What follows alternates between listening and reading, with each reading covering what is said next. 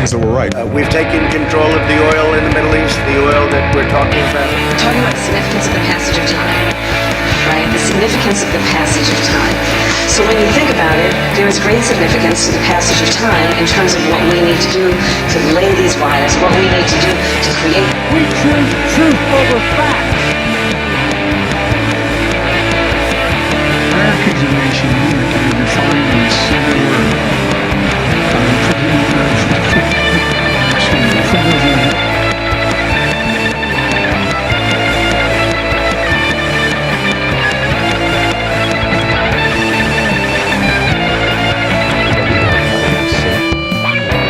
It's estimated that 200 million people will die, probably by the time I finish this talk. It brings everybody once they finish. We got time for it. America's dead. Hello, everyone. Welcome, everybody. Thank you for joining us. New day. That means it's a new name for my indecisive ass. And we're gonna settle on this one because I like it, and you like it too. I like it too. I like the logo more too. Anyway. Like the typography. I drew that too. I drew that myself. So it's not like a font you can steal from. It's really OG from the internet or something. Yeah, it's truly OG. So, we're going to talk about some pretty dystopian topics tonight. So, make sure you get your stuffed animal, your favorite pillow, maybe cry a little bit, maybe get a little bit of, ice cream, Ben and Jerry's. But we're in here with you, man. We're all politically homeless. And you know what? We're all suffering in this deep psychotic capitalist system that we live in. So today we're going to start off with a remembrance. A remembrance, not call it a memorial. We're not saying a memorial. Crystal Ball covered it. If Breaking Points could do it, by the way, Breaking Points came out today, fresh, new set, new logo, everything. This is where the money's going, by the way. It looks like a CNN studio now. It does. That's what it is. Almost worth pulling up that tweet. Crystal Ball, literally released a video today that was Ted Kazynski, was he a hero or I don't think most people describe him that way. I think. I mean, it's interesting because I'm 37, so I kind of remember the Unabomber shit going down when I was a little kid. I remember everybody finding out there, so I don't remember. So he was already caught by the time you were born. Yeah. But yeah, I remember him being found out that he was in a cabin and all that stuff. So I was like, all right, well, with the guy being dead now, I guess got the show. I was like, all right, I guess I'll just read his manifesto. It's really not that long. It's less than 50 pages. And so I was like, hell with it. I'm just going to read some of it. So I'm just going to go over, I'm going to start with read the intro, some select passages, and basically my assessment. I kind of went into it knowing he kind of had this primitivist, kind of anarchist kind of ideology, but it's clear that. Yeah, no, I just want people to know the parallels between what he wrote and what is happening right now, and it's pretty. Right. There's some interesting comparisons. He makes some decent predictions. Yeah, but this dude was definitely MK Ultra. I don't know if you want to get into that, but I was gonna save that for another night. Maybe, or he was also a really smart dude, though. He graduated from Harvard. I mean, MIT. Yeah, no, MIT. Well, MIT. That's the PSYOP industrial complex. So where? Yeah, I mean, he got accepted into MIT when he was 16. Of PSYOPs. Yeah, but, I mean, he was a genius. Probably got MK Ultra, but it's my understanding that. I found some information, but it's kind of spurious sourcing. Me just saying that was his views on industrial society would be any different.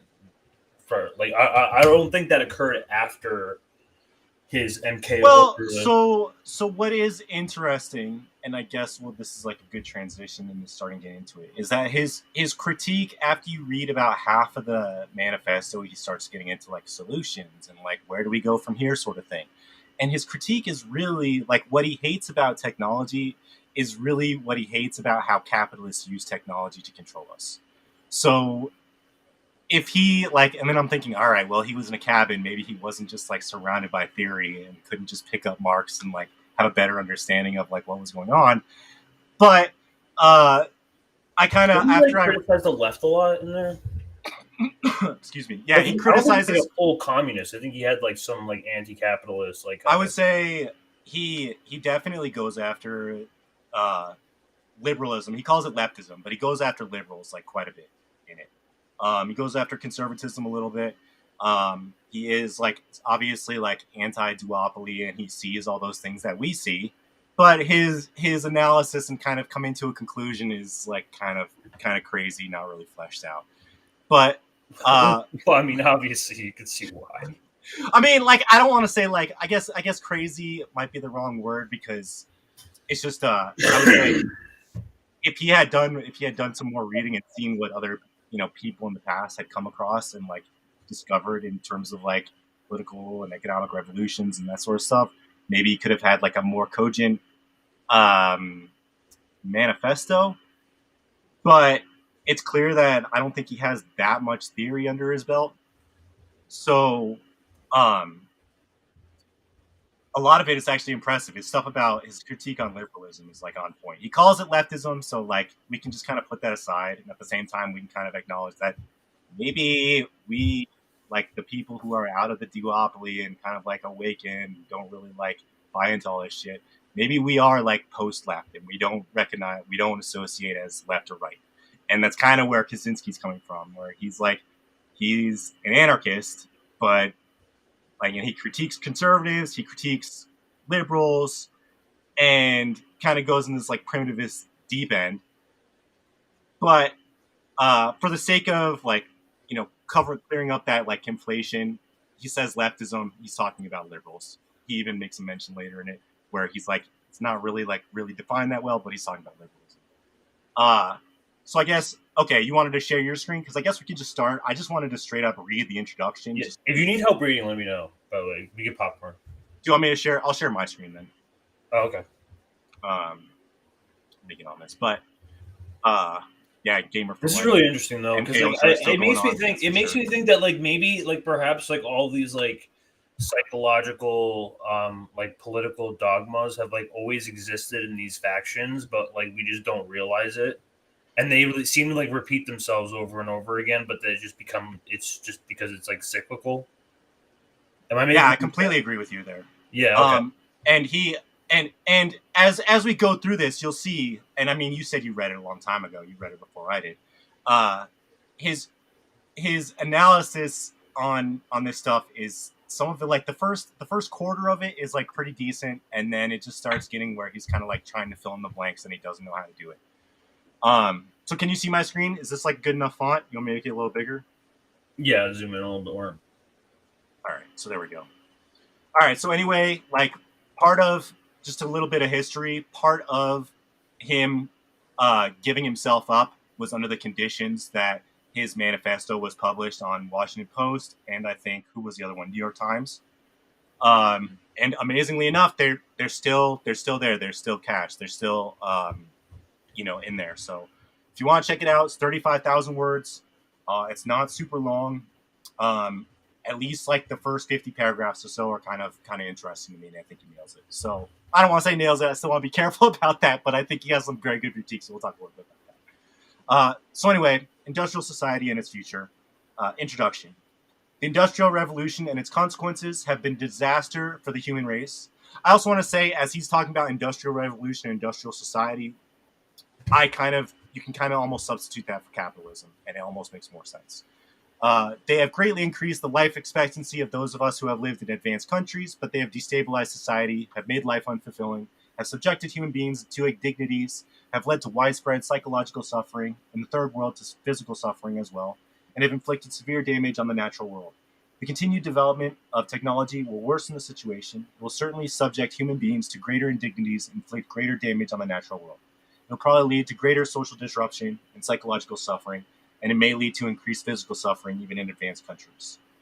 The industrial technological system may survive or may break down. If it survives, it may eventually achieve a low level of physical and psychological suffering, but only after passing through a very long and very painful period of adjustment, and only at the cost of permanently reducing human beings and many other living organisms to engineered products and mere cogs of the social machine. True so far. Furthermore, if the system survives, the consequences will be inevitable. There's no way of reforming or modifying the system so as to prevent it from depriving people of dignity and autonomy. If the system breaks down, the consequences will still be very painful, but the bigger the system grows, the more disastrous the results of the breakdown it will be. So if it is to break down, it is best to break down sooner rather than later. We therefore advocate a revolution against the industrial system. This revolution may or may not make use of violence, but I mean, we know as people who have read that like violence is kind of inevitable because the capitalists use violence. Marx makes it very clear that like we wouldn't be reaching for our guns and we wouldn't be like, headed in that direction if the capitalists put down their arms or if the capitalists didn't have the police. So I'm having a hard time pinning down this guy's like political ideology. It seems like he's almost like libertarianist. I would say like also like pure anarchist, maybe anarchist, primitivist. Like really, I thought people were being a little bit hyperbolic when saying like he wanted to get back to nature, but no, like he literally wants to like get rid of like all industry and go back to, and he talks about like small groups and individuals, autonomy. Like he definitely uses like anarchist language in the end. So I would kind of say that he's an anarchist, and that's why like it's kind of funny me reading through this. He labels liberals as leftists, and me as somebody who's generally considered my views to be on the left. I kind of associate anarchism as like a leftist thing, and that's why I'm kind of like trying to understand better. Like maybe anarchism isn't really. Yeah. It's not really left or right. It's just it's just a different thing. So kind of got me thinking about that stuff in a little bit different way, to be honest.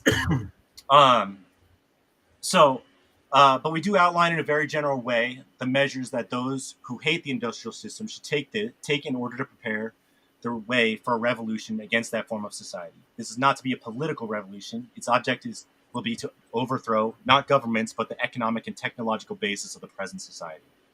In this article, we give attention to only some of the negative developments that have grown out of the industrial technological system. Other such developments we mention only briefly or ignore altogether. This does not mean that we regard these other developments as unimportant. For practical reasons, we have to confine our discussion to areas that have received insufficient public attention or in which we have something new to say. For example, since there are well-developed environmental and wilderness movements, we have written very little about the environmental degradation or the destruction of wild nature, even though we consider these to be highly important. All right, so that's the intro. So give me 1 second to pull out my notes here. So now he gets into kind of this tirade about leftists and liberals, and it's kind of funny. People listening in, people watching might actually kind of find some of this stuff kind of funny. I don't want to say relatable, he's but jumping now, and I'm just like, yeah, how much this calls out today? It's funny because he talks about we'll critique it, but we'll get into some of this stuff. So I wanted to start with reading the first two. So almost everyone will agree that we live in a deeply troubled society. One of the most widespread manifestations of the craziness of our world is leftism, liberalism, parentheses. So a discussion of the psychology of leftism can serve as an introduction to the discussion of the problems of modern society in general. But what is leftism? During the first half of the 20th century, leftism could have been practically identified with socialism. Today, the movement is fragmented and it is not clear who can properly be called a leftist. When we speak of leftists in this article, we have in mind mainly socialists, collectivists, politically correct types, feminists, gay and disability activists, animal rights activists, and the like. But not everyone who is associated with one of those movements is a leftist. What we're trying to get at in discussing leftism is not such a movement or an ideology as a psychological type, or rather a collection of related types. Thus, what we mean by a leftism will emerge more clearly in the course of discussion. All right. And so, even so, our conception of leftism will remain a good deal less clear than we would wish, but there doesn't seem to be any remedy for this. All we are trying to do here is indicate in a rough and approximate way the psychological tendencies we believe are the main driving force of modern leftism. We by no means mean that telling the whole truth about leftist psychology. Also, our discussion is meant to apply to modern leftism only. we leave open the question of the extent to which our discussion could be applied to leftists of the 19th and 20th centuries.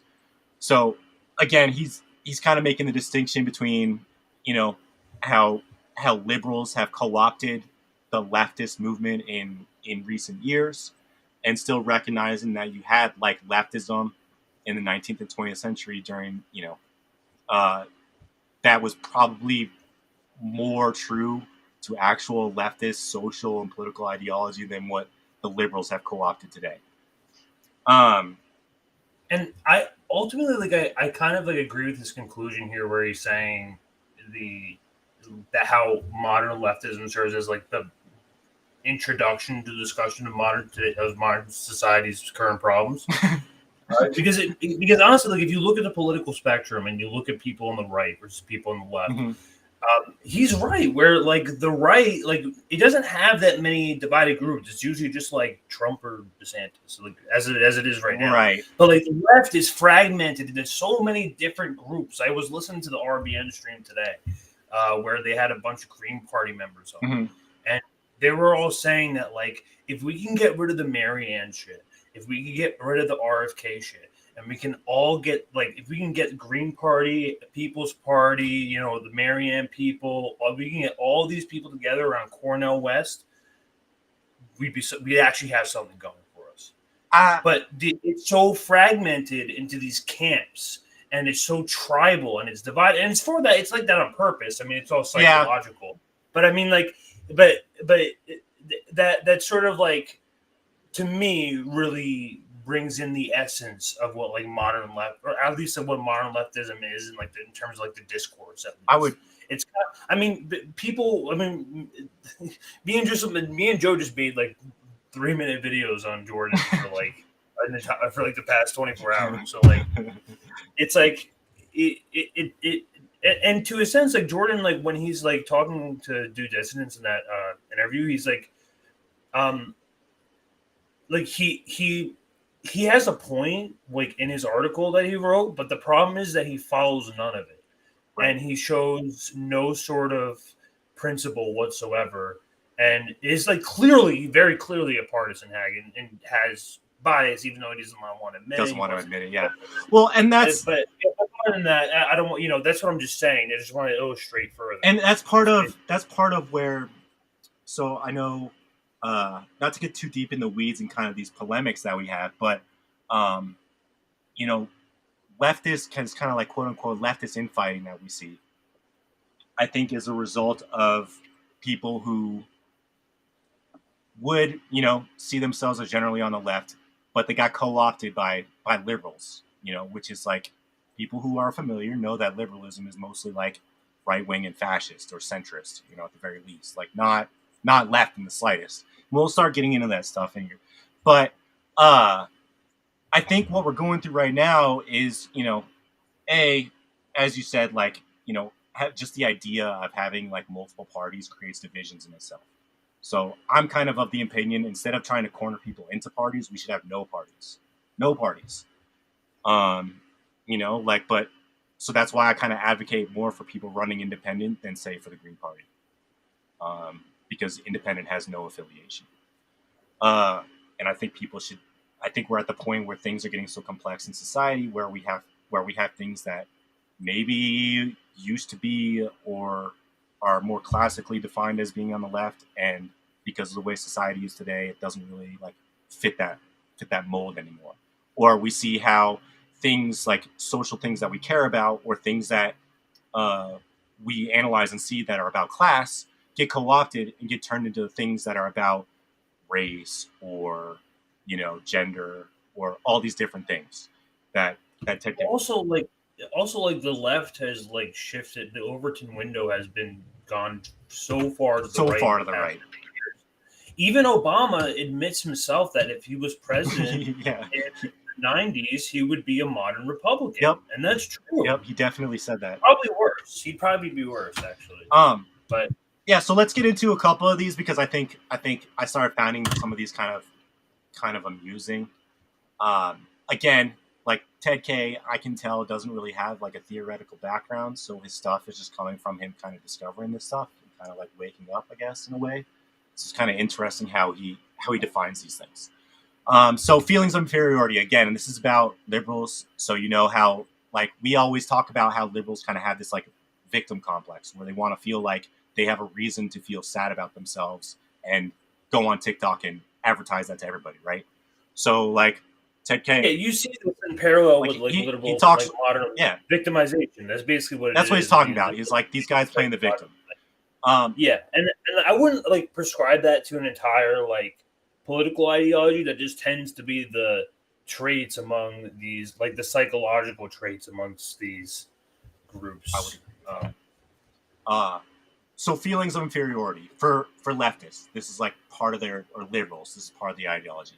By feelings of inferiority, we mean not only inferiority feelings in the strict sense, but a whole spectrum of related traits: low self-esteem, feelings of powerlessness, depressive tendencies, defeatism, guilt, self-hatred, etc.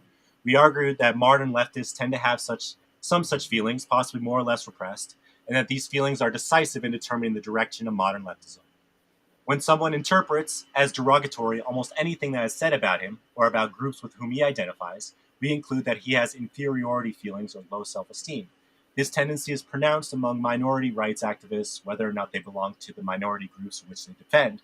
They are hypersensitive about the words used to designate minorities and about anything that is said concerning minorities. The term, quote-unquote, Negro, Oriental, handicapped, or chick for an African, an Asian, a disabled person, or a woman originally had no derogatory connotation.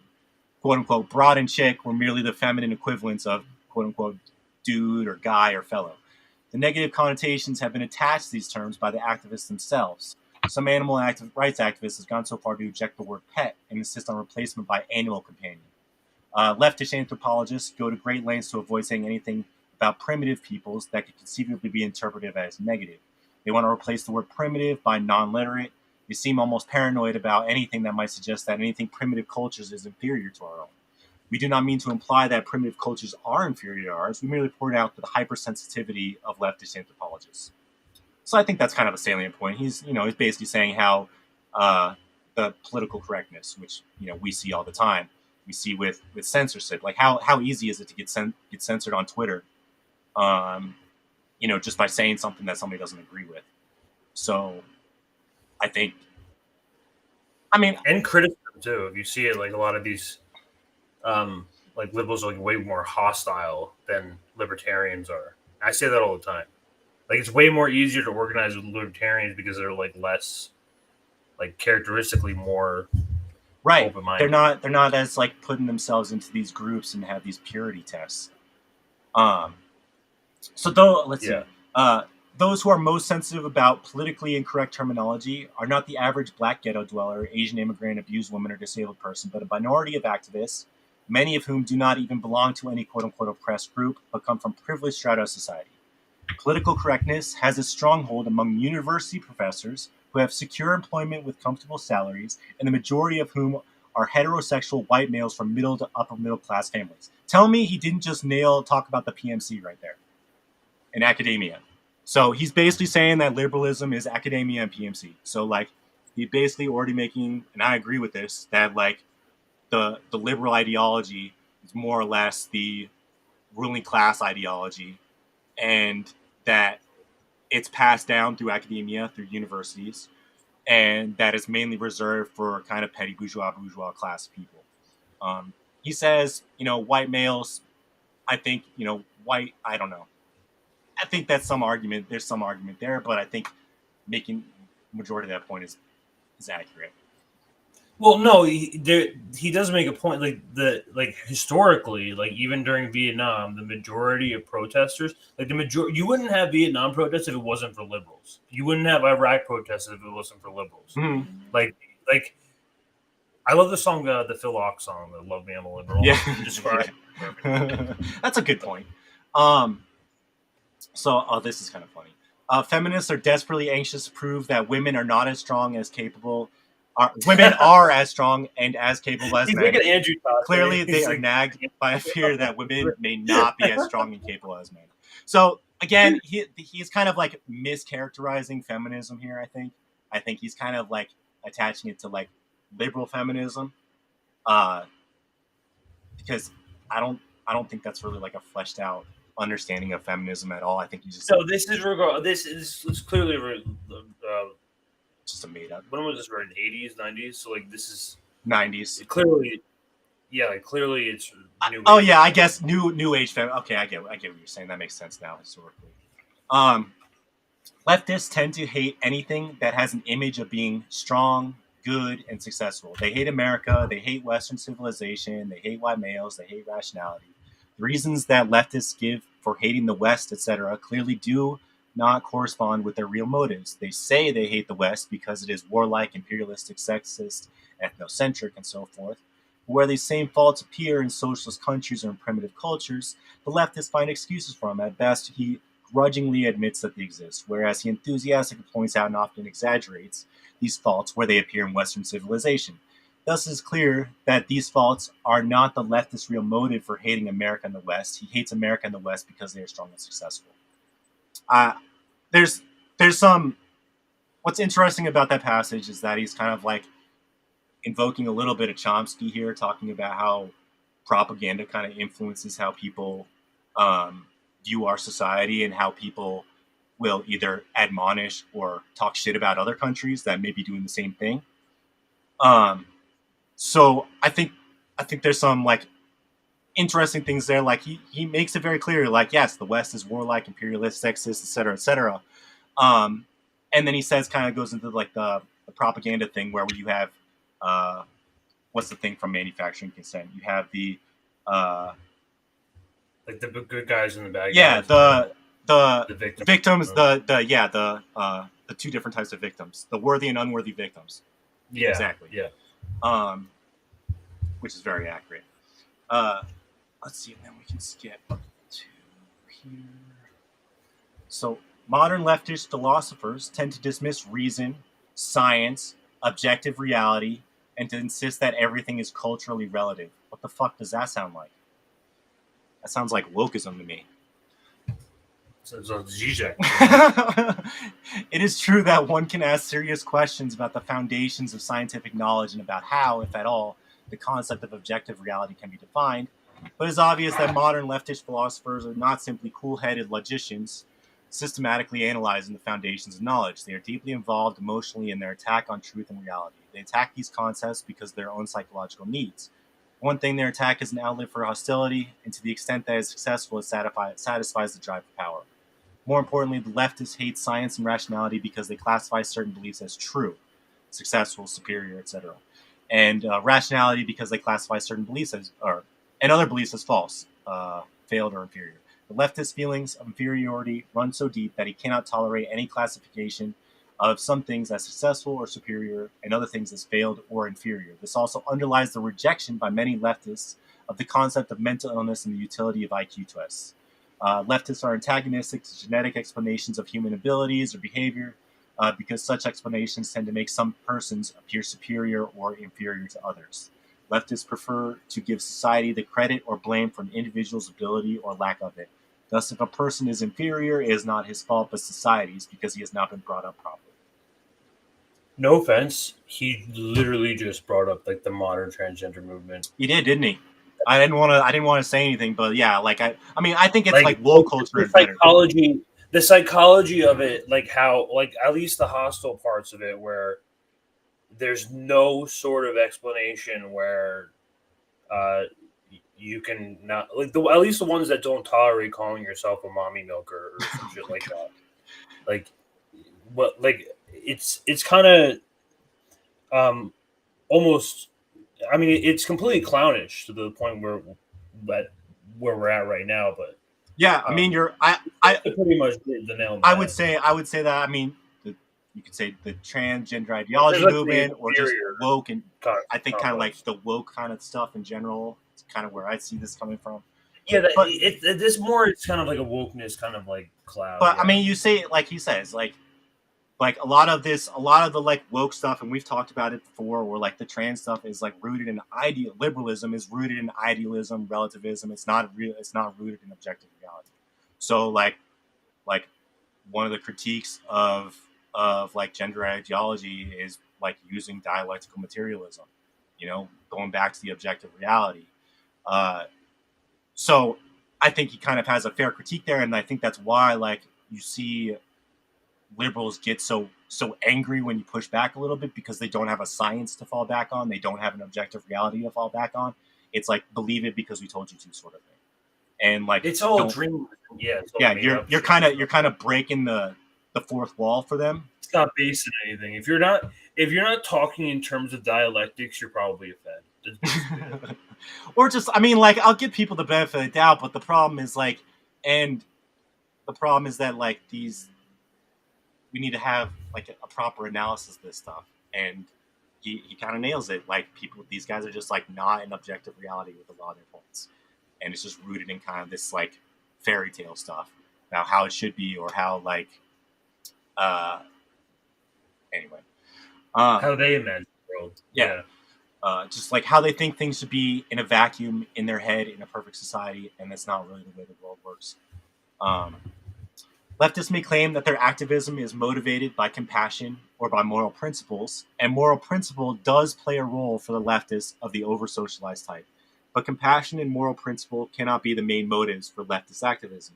Hostility is too prominent a component of leftist behavior, so is the drive for power. Moreover, much leftist behavior is not rationally calculated to be of benefit to the people whom the leftists claim to be trying to help. It's kind of funny. For example, if one believes that affirmative action is good for black people, does that make sense to demand affirmative action in hostile or dogmatic terms? Obviously, it would be more productive to take a diplomatic and conciliatory approach that would make at least verbal and symbolic concessions to white people who think that affirmative action discriminates against them. That's still a topic that people fight about today. But leftist activists do not take such an approach because it would not satisfy their emotional needs. Helping black people is not their real goal. Instead, race problems serve an excuse for them to express their own hostility and frustrated need for power. In doing so, they actually harm black people because the activists' hostile attitude towards the white majority tends to intensify race hatred. That's based. That's actually, I think that's. I mean, as a cis white male, like, you know, whatever, take whatever you wish with my comments, but you see that a lot, especially in like conversations on like the left today with like reparations, for example. There's a lot of back and forth. A lot of people and it's crazy what's going on in California with that. What they want to give everybody, like, what, every descendant like billions of dollars or something, like $400,000, something like that. It was just something that they proposed, and it was like a ridiculous number, like that would like literally like bankrupt the state. But like, there's smart ways to do it. That's the thing. Like they'll make like reparations seem like completely ridiculous and like out of, when really like we literally just sent another $50 billion to Ukraine. We have the ability to print at this point. We have the functionalities of whatever. Well, I don't know whatever falling dollar we have now, but you know, it's worth the conversation at least. You know, you're not like not a lot of people are doing or like having like these in-depth conversations where we're like talking about like the psychological aspects of like, you know, like where do my principles actually lie, and like how much of this is. And that's kind of what he's fed to me. And that's kind of what he's kind of positing, is that it's not actually the goal, it's not actually, you know, the liberals' intended goal is not what they project. They just thirst for the attention, the power, the victimhood. You know, he says power. I don't know if that's necessarily true, but there's like an ulterior motive that isn't related to these social problems they are trying to address. I think that's fair. You know, people get caught up in doing these things because they think that it makes them feel like a good person, and don't read into how these things that they're doing could actually be reinforcing the problems that we're in, or intensifying things, such as he mentions with like the race wars. That's what a lot of activism is nowadays, especially like. Yeah, you have to make up reasons. Like pro-choice rallies, like half of them are not even currently affected by this issue. Right. It's something that like it's so niche and like individual. Well, it's like the trans movement anyway. It used to only affect a sliver of 1%, like a fraction of 1% of people, in the entire Yeah, now country. it's everybody's problem. Now it's everybody's problem. Now 20% of kids are identified LGBT. Well, it's like it's forced into the conversation. Like half the time, I don't want to talk about it. It's a radioactive topic. It is. But either way, it's forced into it's constantly pushed into the conversation when you have terminally on fucking freaks on Twitter who are screaming on the top of their lungs, DeSantis just passed this new bill, and they want to crucify trans people. I'm like, listen, folks, Nobody wants to do that. Yeah, and it's funny. I can barely afford my rent. Like it's you're telling me I listen. I feel you, but I think we should get everybody health care first. Let's do that, and then we could focus on the right for you to chop your tits off. Okay, is that fair? Yeah, exactly. That's fair. I think that's fair. But no one wants to have that conversation because it's constantly pushed in. I don't know. That's what I'm getting. And I would say, and I mean, we can have a whole nother conversation about how people end up getting co-opted and swept away into these other movements instead of focusing on stuff. But I would agree with that. Like, man, wouldn't it be great if we focus on not going to war instead of what bathrooms people are going in? But no, we can't do that. So a little bit more on the liberals. I think. I mean, what's our time at right now? We're at 36. Okay, let's get a little bit more into this. So, psychologists use the term socialization to designate the process by which children are trained to think and act as society demands. Very interesting. A person is said to be well socialized if he believes in and obeys the moral code of his society and fits in well as a functioning part of that society. It may seem senseless to say that many leftists are over-socialized since the leftist is perceived as a rebel. Nevertheless, the position can be defended. Many leftists are not such rebels as they seem. Let's see. Over-socialization can lead to low self-esteem, a sense of powerlessness, defeatism, guilt, etc. One of the most important means by which our society socializes children by making them feel ashamed of behavior or speech that is contrary to society's expectations. If this is done, or if a particular child is especially susceptible to such feelings, he ends up feeling ashamed of himself. Moreover, the thought of the behavior of the over-socialized person are more restricted by society's expectations than those of a lightly socialized person. The majority of people engage in significant amounts of naughty behavior. They lie, they commit petty thefts, they break traffic laws, they goof off at work, they hate someone, they may say spiteful things, and they use some underhanded trick to get ahead of the other guy.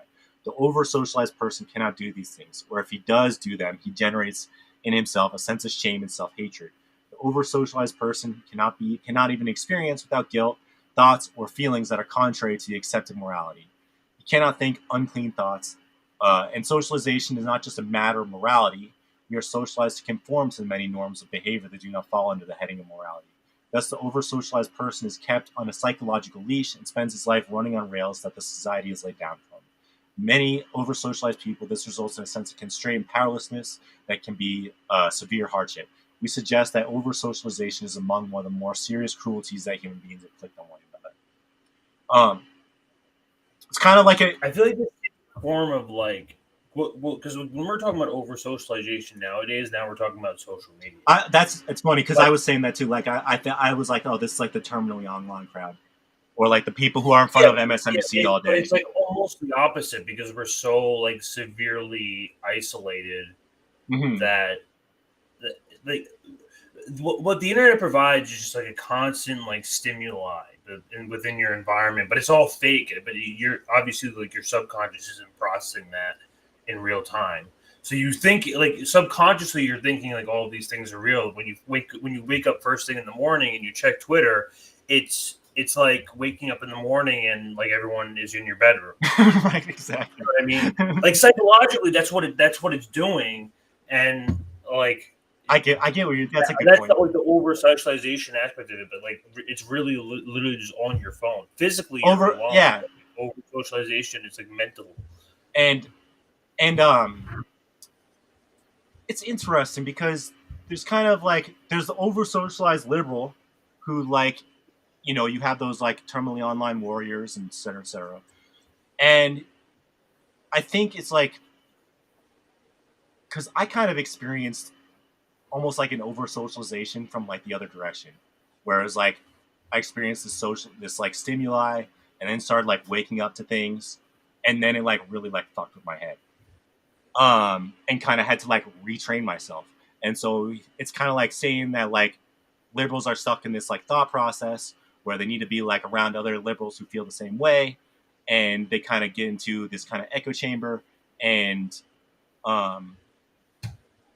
like you can't really let the over socialized person down easy, because they'll have like a mental breakdown. Basically, it's kind of how I see it. It's why like we can I would make I would make the comparison maybe to like people who rushgate, or people who like believe like 1/6 happened, like was an insurrection. People who legitimately believe that 9/11 was done by terrorists in a developing country. So Those are real planes. Or Building 7, yeah. yeah, like people who just believe like the those things, and then if you're the guy who's like, maybe you should look at this another way, they get like rabidly like angry and hostile towards you, and they're like, how dare you, and they'll try and cancel you. It's like that with COVID. Yeah.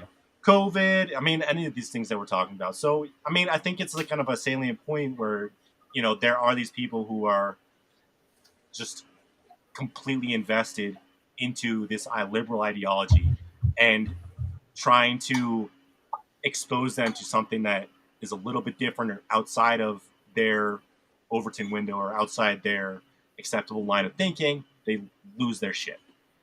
Let me see. Okay, 29 is supposed to be pretty good. Okay, so here's an illustration of the way in which the over-socialized leftist shows his real attachment to the conventional attitudes of our society while pretending to be a rebellion against it.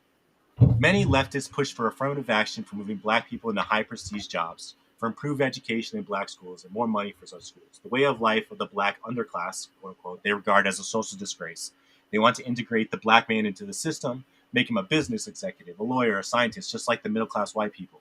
The leftists will reply that the last thing they want to do is make a black man a copy of the white man. Instead, they want to preserve African-American culture. But in what does this preservation of African-American culture consist? It can hardly consist in anything more than eating black-style food, listening to black-style music, wearing black-style clothing, going to black-style church or mosque. In other words, it can express itself only in superficial matters. In all essential respects, most leftists of the over-socialized type want to make the black man conform to white middle-class ideals. They want to make him study technical subjects, become an executive or a scientist, spend his life climbing the status ladder to prove that black people are as good as white. They want to make black fathers, quote-unquote, responsible. They want to... Just realizing that's kind of a messed up quote there, but they want black games to become nonviolent, etc. But these are exactly the values of the industrial technological system. The system couldn't care less what kind of music a man listens to, what kind of clothes he wears, or what religion he believes in, as long as he studies in school, holds a respectable job, climbs the status ladder, is a responsible parent, is nonviolent, and so forth. In effect, however, much he may deny it, the over-socialized leftist wants to integrate the black man into the system and make him adopt his values. It's talking about that is profound. It's talking about that is like colonial. That's like modern colonialism. This is settler colonialism. He's talking about settler colonialism. Exactly. I mean, you can see this with Black Wall Street when they burned it. When they fucking burned it all down. Once African American culture integrates within the white system, they basically force you. Well, that's what he's describing here. Yeah. He's forced like certain ideas. I mean, that's like sort of like the same way about how like we're all forced to participate in capitalism, regardless of. And he's talking about, and I mean, it's just if he had read some like communist theory, he may have had some like exactly. Really interesting stuff. All this guy needed was a communist. Because manifesto. he's talking about, he would have been overthrowing the country by now. I swear to God. He's talking about cultural hegemony, where it's like the white man colonized the land. And then, because of capitalism, because of monopoly capitalism, because we have oligarchs, they created the cultural hegemony. They created the ruling ideology. And that ruling ideology is more or less based in the white settler colonist image.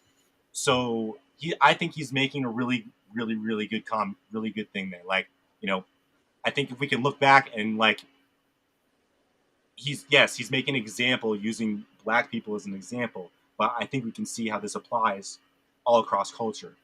Even if you're applying to just It is- like white it people, is- like any people, like the idea is that like we are raised in an environment where we're supposed to conform to the way that our society needs us to perform, not necessarily in what might be the most human way for us to live or the most natural way for us to live. We have to conform into the colonialist lifestyle. See, that's the difference between there's conservative racism, which is basically just like straight up like N-word, like not Right. being respectful in any way. But then there's liberal racism, and you see this a lot with people like Hassan, the Humanist Report, who are just straight up condescending to It's awful. people who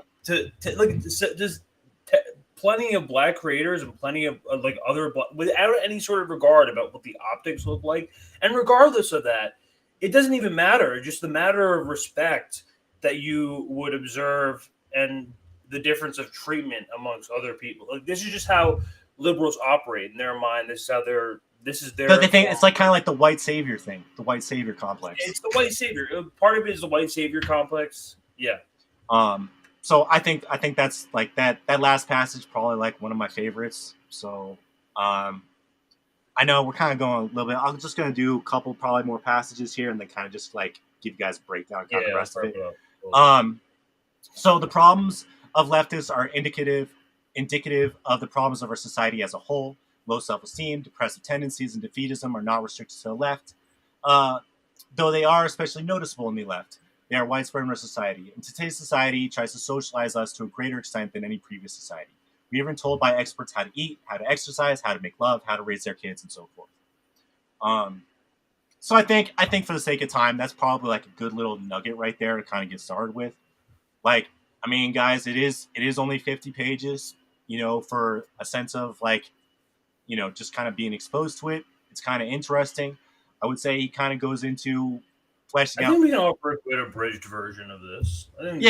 But like he basically kind of start going. Points. The main points I like to go on is that he made some really good comparisons to modern liberalism, and kind of talking about he was saying like the feelings of inferiority. Mm-hmm. We're going over socialization now, and then the next is the power process, which is what you see. Yeah, and I'm like it starts after this. It starts getting into kind of more his ideology. And this is where you start seeing where it's like, I don't necessarily agree with the stuff that he's saying here, because he kind of starts getting away from like material reality into how he views the world. And so like I said, for the sake of time, because we got some more stories and my MAID one's kind of long. I think I'm going to leave it at that. But I will say like he kind of basically goes into the power process, kind of talks about how he views. You don't have to rush it. I mean, you got more. What else is there anything else? Let me see if there's. I see some AI ones. What is this one? What you can pull? What paragraph? Oh, you know what? Okay. Actually, let's go to control of human behavior. So if we got good. Yes. I think this is good because he actually. I'm looking through. I'm like, there actually is some good stuff about how he kind of predicts, stuff like the World Economic Forum, or like the Bilderberg Group, and like kind of like these, ultra elitist freaking conglomerates of super rich people who run everything. So let's see, we'll go to 141. Bear with me for a second. 141 or revolution is 148. Yeah, so 141. Go there. So revolution is easier than reform. People tend to assume that because a revolution involves a much greater change than reform does, it is more difficult to bring about than reform is. Actually, under certain circumstances, revolution is much easier than reform. The reason is that revolutionary movement can inspire an intensity of commitment that a reform movement cannot inspire. A reform movement merely offers to solve a particular social problem. A revolutionary movement offers to solve all problems at one stroke and create a whole new world. It's like quite a hyperbolic statement, but we keep going with it. It provides a kind of ideal for which people will take great risks and make great sacrifices. For these reasons, it would be much easier to overthrow the whole technological system, capitalism, than to put effective permanent restraints on the development or application of any segment of technology, such as genetic engineering, for example. Not many people will devote themselves with single-minded passion to imposing and maintaining restraints on genetic engineering, but under suitable conditions, large number of people may devote themselves passionately to a revolution against the industrial technological system. Reformers seeking to limit certain aspects of technology would be working to avoid a negative outcome. Revolutionaries work to gain a powerful reward, fulfillment of the revolutionary vision, and therefore work harder and more persistently than reformers do. Reform is always restrained by the fear of painful consequences if changes go too far. But once a revolutionary fever has taken hold of society, people are willing to undergo unlimited hardships for the sake of the revolution. This was clearly shown in the French and Russian revolutions. It may be that in such cases, only a minority of the population is really committed to the revolution, but this minority is sufficiently large and active so that it becomes the dominant force in society. So I think those are some interesting points there. I think that let's see. And if we get into the more we get into the control of human behavior part, I mean, I was going to mention we got to do Brave New World one day because Aldous Huxley really laid out the plan. He really laid out the whole plan. Yeah, I would say that I think that our current world is more like Brave New World than 1984, but they're both there. Let's see his take. I want to see what Ted thinks. What's this? Oh, for the control of human behavior. Yeah, then he goes into the future after that. Yes. So let's see. I had 148. All right. Other techniques. So control of human behavior. So he's talking about how society controls us. I kind of skipped over stuff. He talks about autonomy and how we don't have autonomy, and I would agree with that. And I think this is salient because he talks a lot about how we don't really have control over our own autonomy, our own lives, and a lot of it is about conforming into society. So other techniques strike deeper than the foregoing. Education is no longer a simple affair of paddling a kid's back paddling a kid's behind when he doesn't know his lessons and patting him on the head when he does know them. It is becoming a scientific technique for controlling the child's development. Sylvan Learning Centers, for example, have had great success in motivating children to study, and psychological techniques are also used with more or less success in many conventional schools. I don't know if Sylvan Learning Centers are still around, but they were around a lot when I was a kid. I don't know if they're still around today, but they were like after school programs and stuff like that for kids to get like additional learning. Quote unquote parenting techniques that are taught to parents are designed to make children accept fundamental values of the system and behave in ways that the system finds desirable. Quote unquote mental health problems, intervention techniques, psychotherapy, and so forth are ostensibly designed to benefit individuals, but in practice, they usually serve as methods for inducing individuals to think and behave as the system requires. Like, that's like kind of like I talk a lot about. I tell people all the time I feel like we're over medicalized kind of for this reason. Put everybody into boxes and make them good little workers and behave well in society. That's kind of what he's getting at here. Wagey there is no contradiction here. An individual whose attitudes or behavior bring him into conflict with the system is up against a force that is too powerful for him to conquer or escape from. Hence, he is likely to suffer from stress, frustration, defeat. His path will be much easier if he thinks and behaves as the system requires. In that sense, the system is acting for the benefit of the individual when it brainwashes him into conformity. Child abuse, in its gross and obvious forms, is disapproved in most, if not all, cultures. Tormenting a child for trivial reason, or no reason at all, is something that appalls almost everyone. Many psychologists interpret the concept of abuse much more broadly. Is spanking, when used as a part of a rational and consistent system of discipline, a form of abuse? The question will ultimately be decided by whether or not the spanking tends to produce a behavior that makes a person fit in well with the existing system of society. In practice, the word quote-unquote abuse tends to be interpreted to include any method of child rearing that produces behavior inconvenient for the system. Thus, when they go beyond the prevention of obvious, senseless cruelty programs for preventing child abuse, are directed towards the control of human behavior on behalf of the system. So, what's funny? Gaber Monte has like a passage. There's like an entire chapter exactly about this. Does he? About, yeah, like it's about like well, it's his most recent book. If anyone could try to remind me, he had him on Door for sure.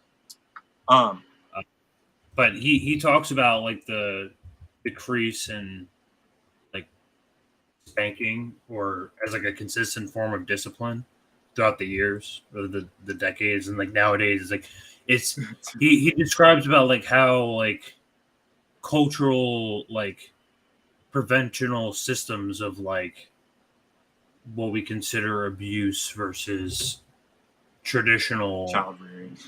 like no like traditional discipline, Right. whatever that means, like in a healthy way. Mm-hmm. Like we're it's clear that like we're capable of learning that, but there's other things that like are more psychological that we don't really notice. That's why he talks about mental health a little bit more. Yeah.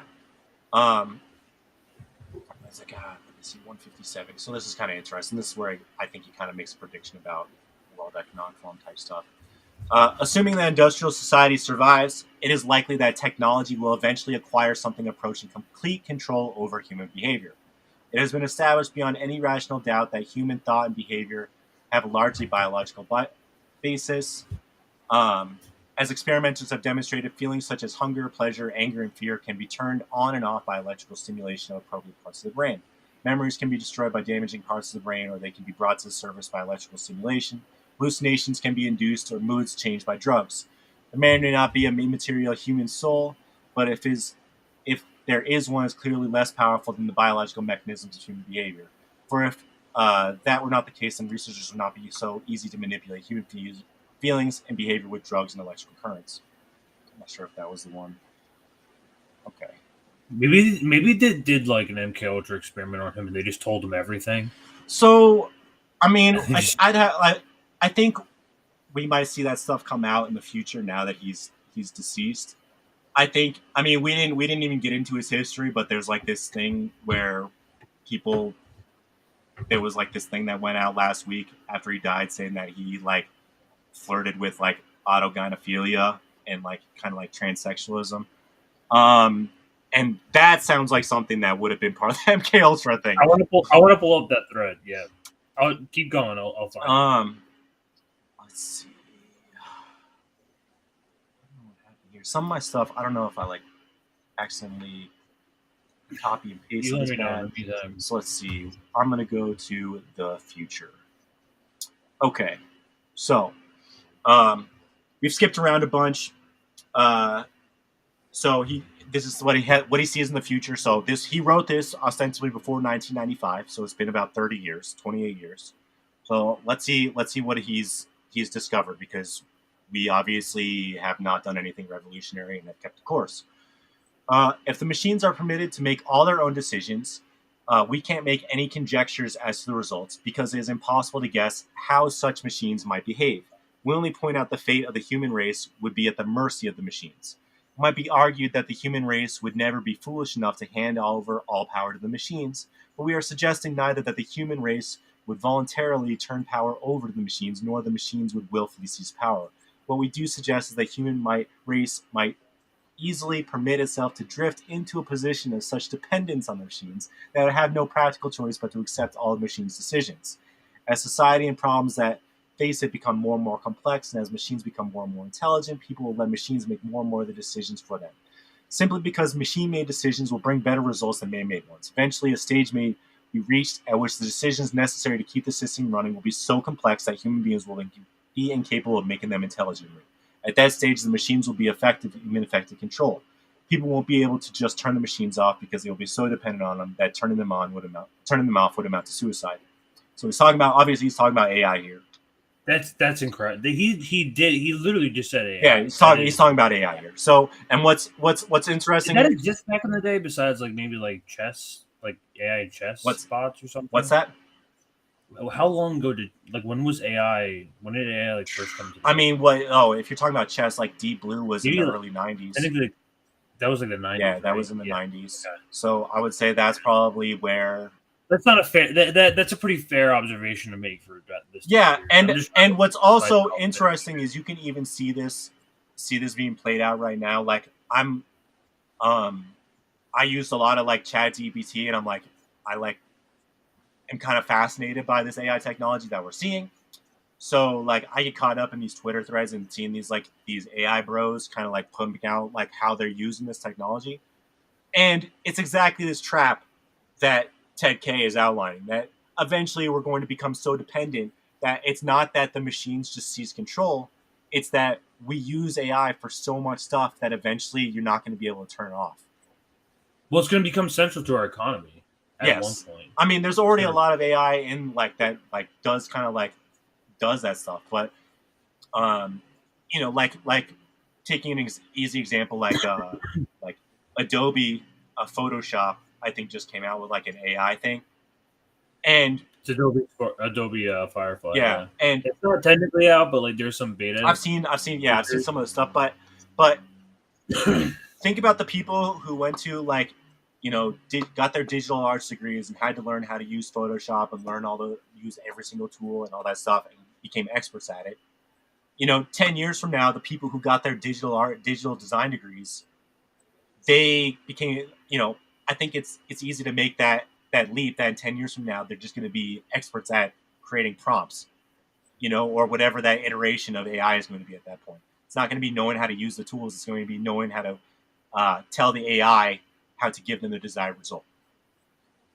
It's like, as far as like digital design goes, it's definitely going to be part of like the process, whether it's like giving me like an asset or it's like something else. Like that's definitely like it's going to be like a segment of like every job. For the most part. I would agree with that, and that's something that I also see on Twitter. A lot of people finding multi-use cases for AI, stuff like that. It's like, again, like we're using this technology and are excited about it, and Ted K saying this technology that you're like getting excited about is going to end up controlling you.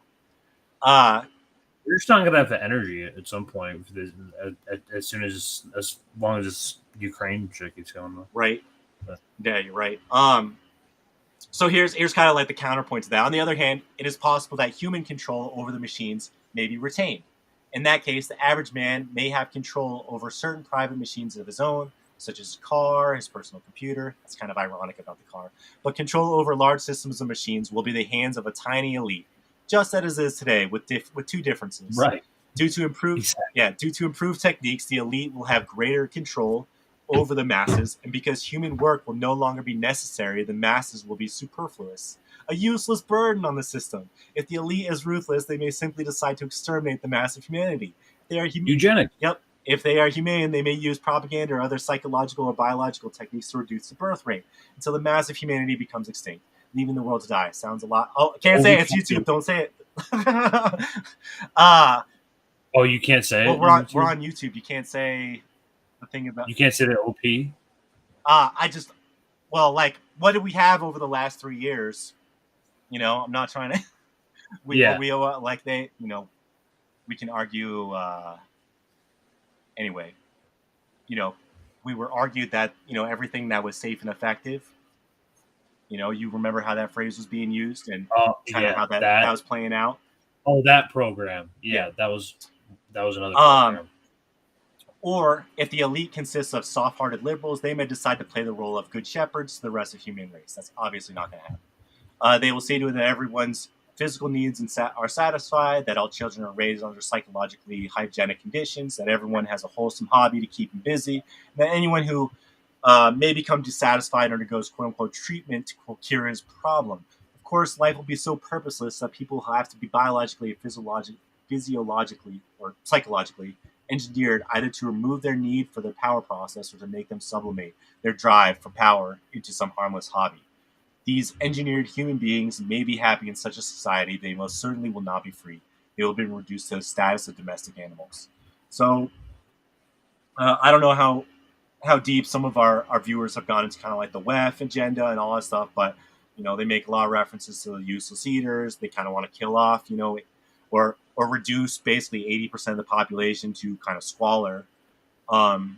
So, you know, he says kind of in the second half of this paragraph that, like, oh, maybe the elites will play the good guy and actually do the right thing with this technology. But we know that's not the case. We already know that's not the case. And we also see how handing them the keys, that's how we end up with stuff like mandates. We end up with stuff like 15-minute cities. The list goes on. And then he actually explicitly talks a little bit about eugenics here. Needless to say, the scenarios outlined above do not exhaust all the possibilities. They only indicate the kind of outcomes that seem to us most likely.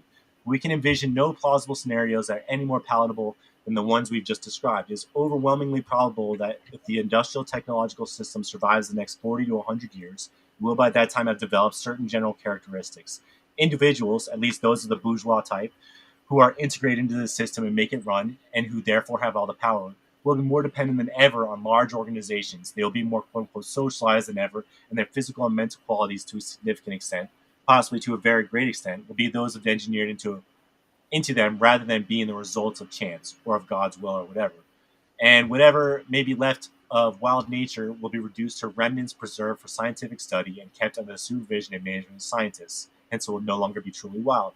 In the long run, say a few centuries from now, it's likely that neither the human race nor any other important organisms will exist as we know them today, because once you start modifying organisms through genetic engineering, there's no reason to stop at any particular point, so that modifications will probably continue until man and other organisms have been utterly transformed.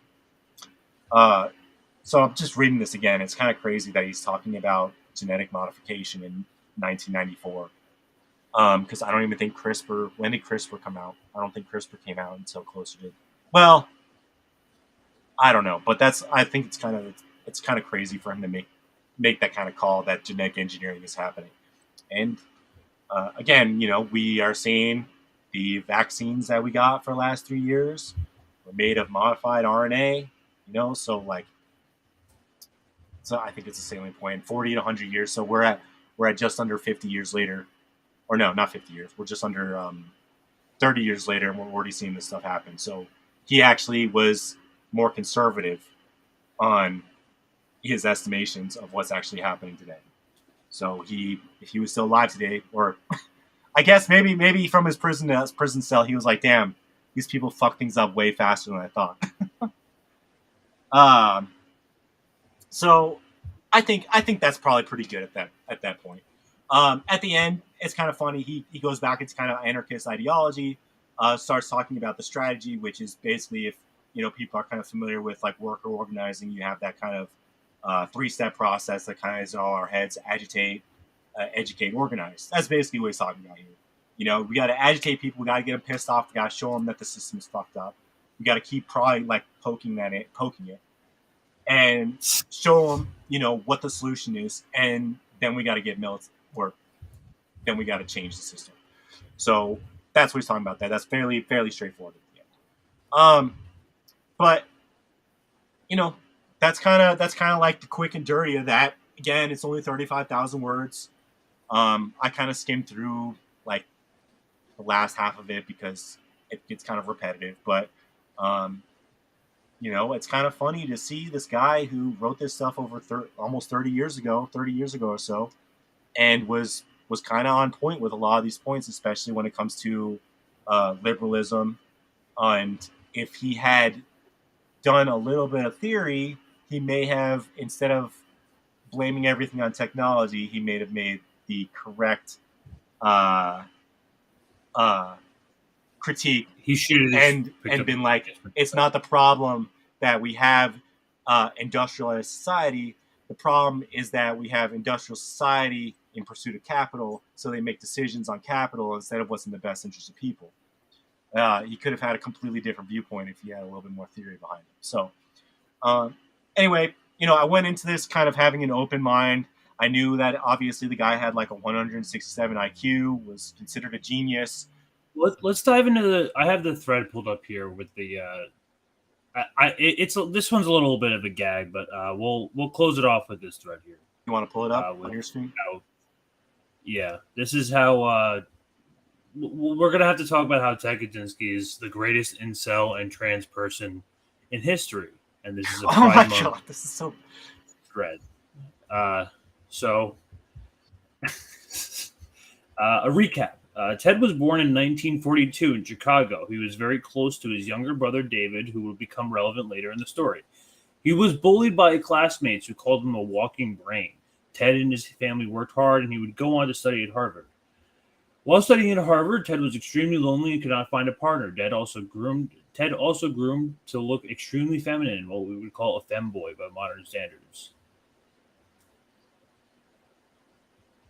Let's see. What is this? Come on. Well, also this person who posted right-wing beliefs and stigma. caused him to reconsider.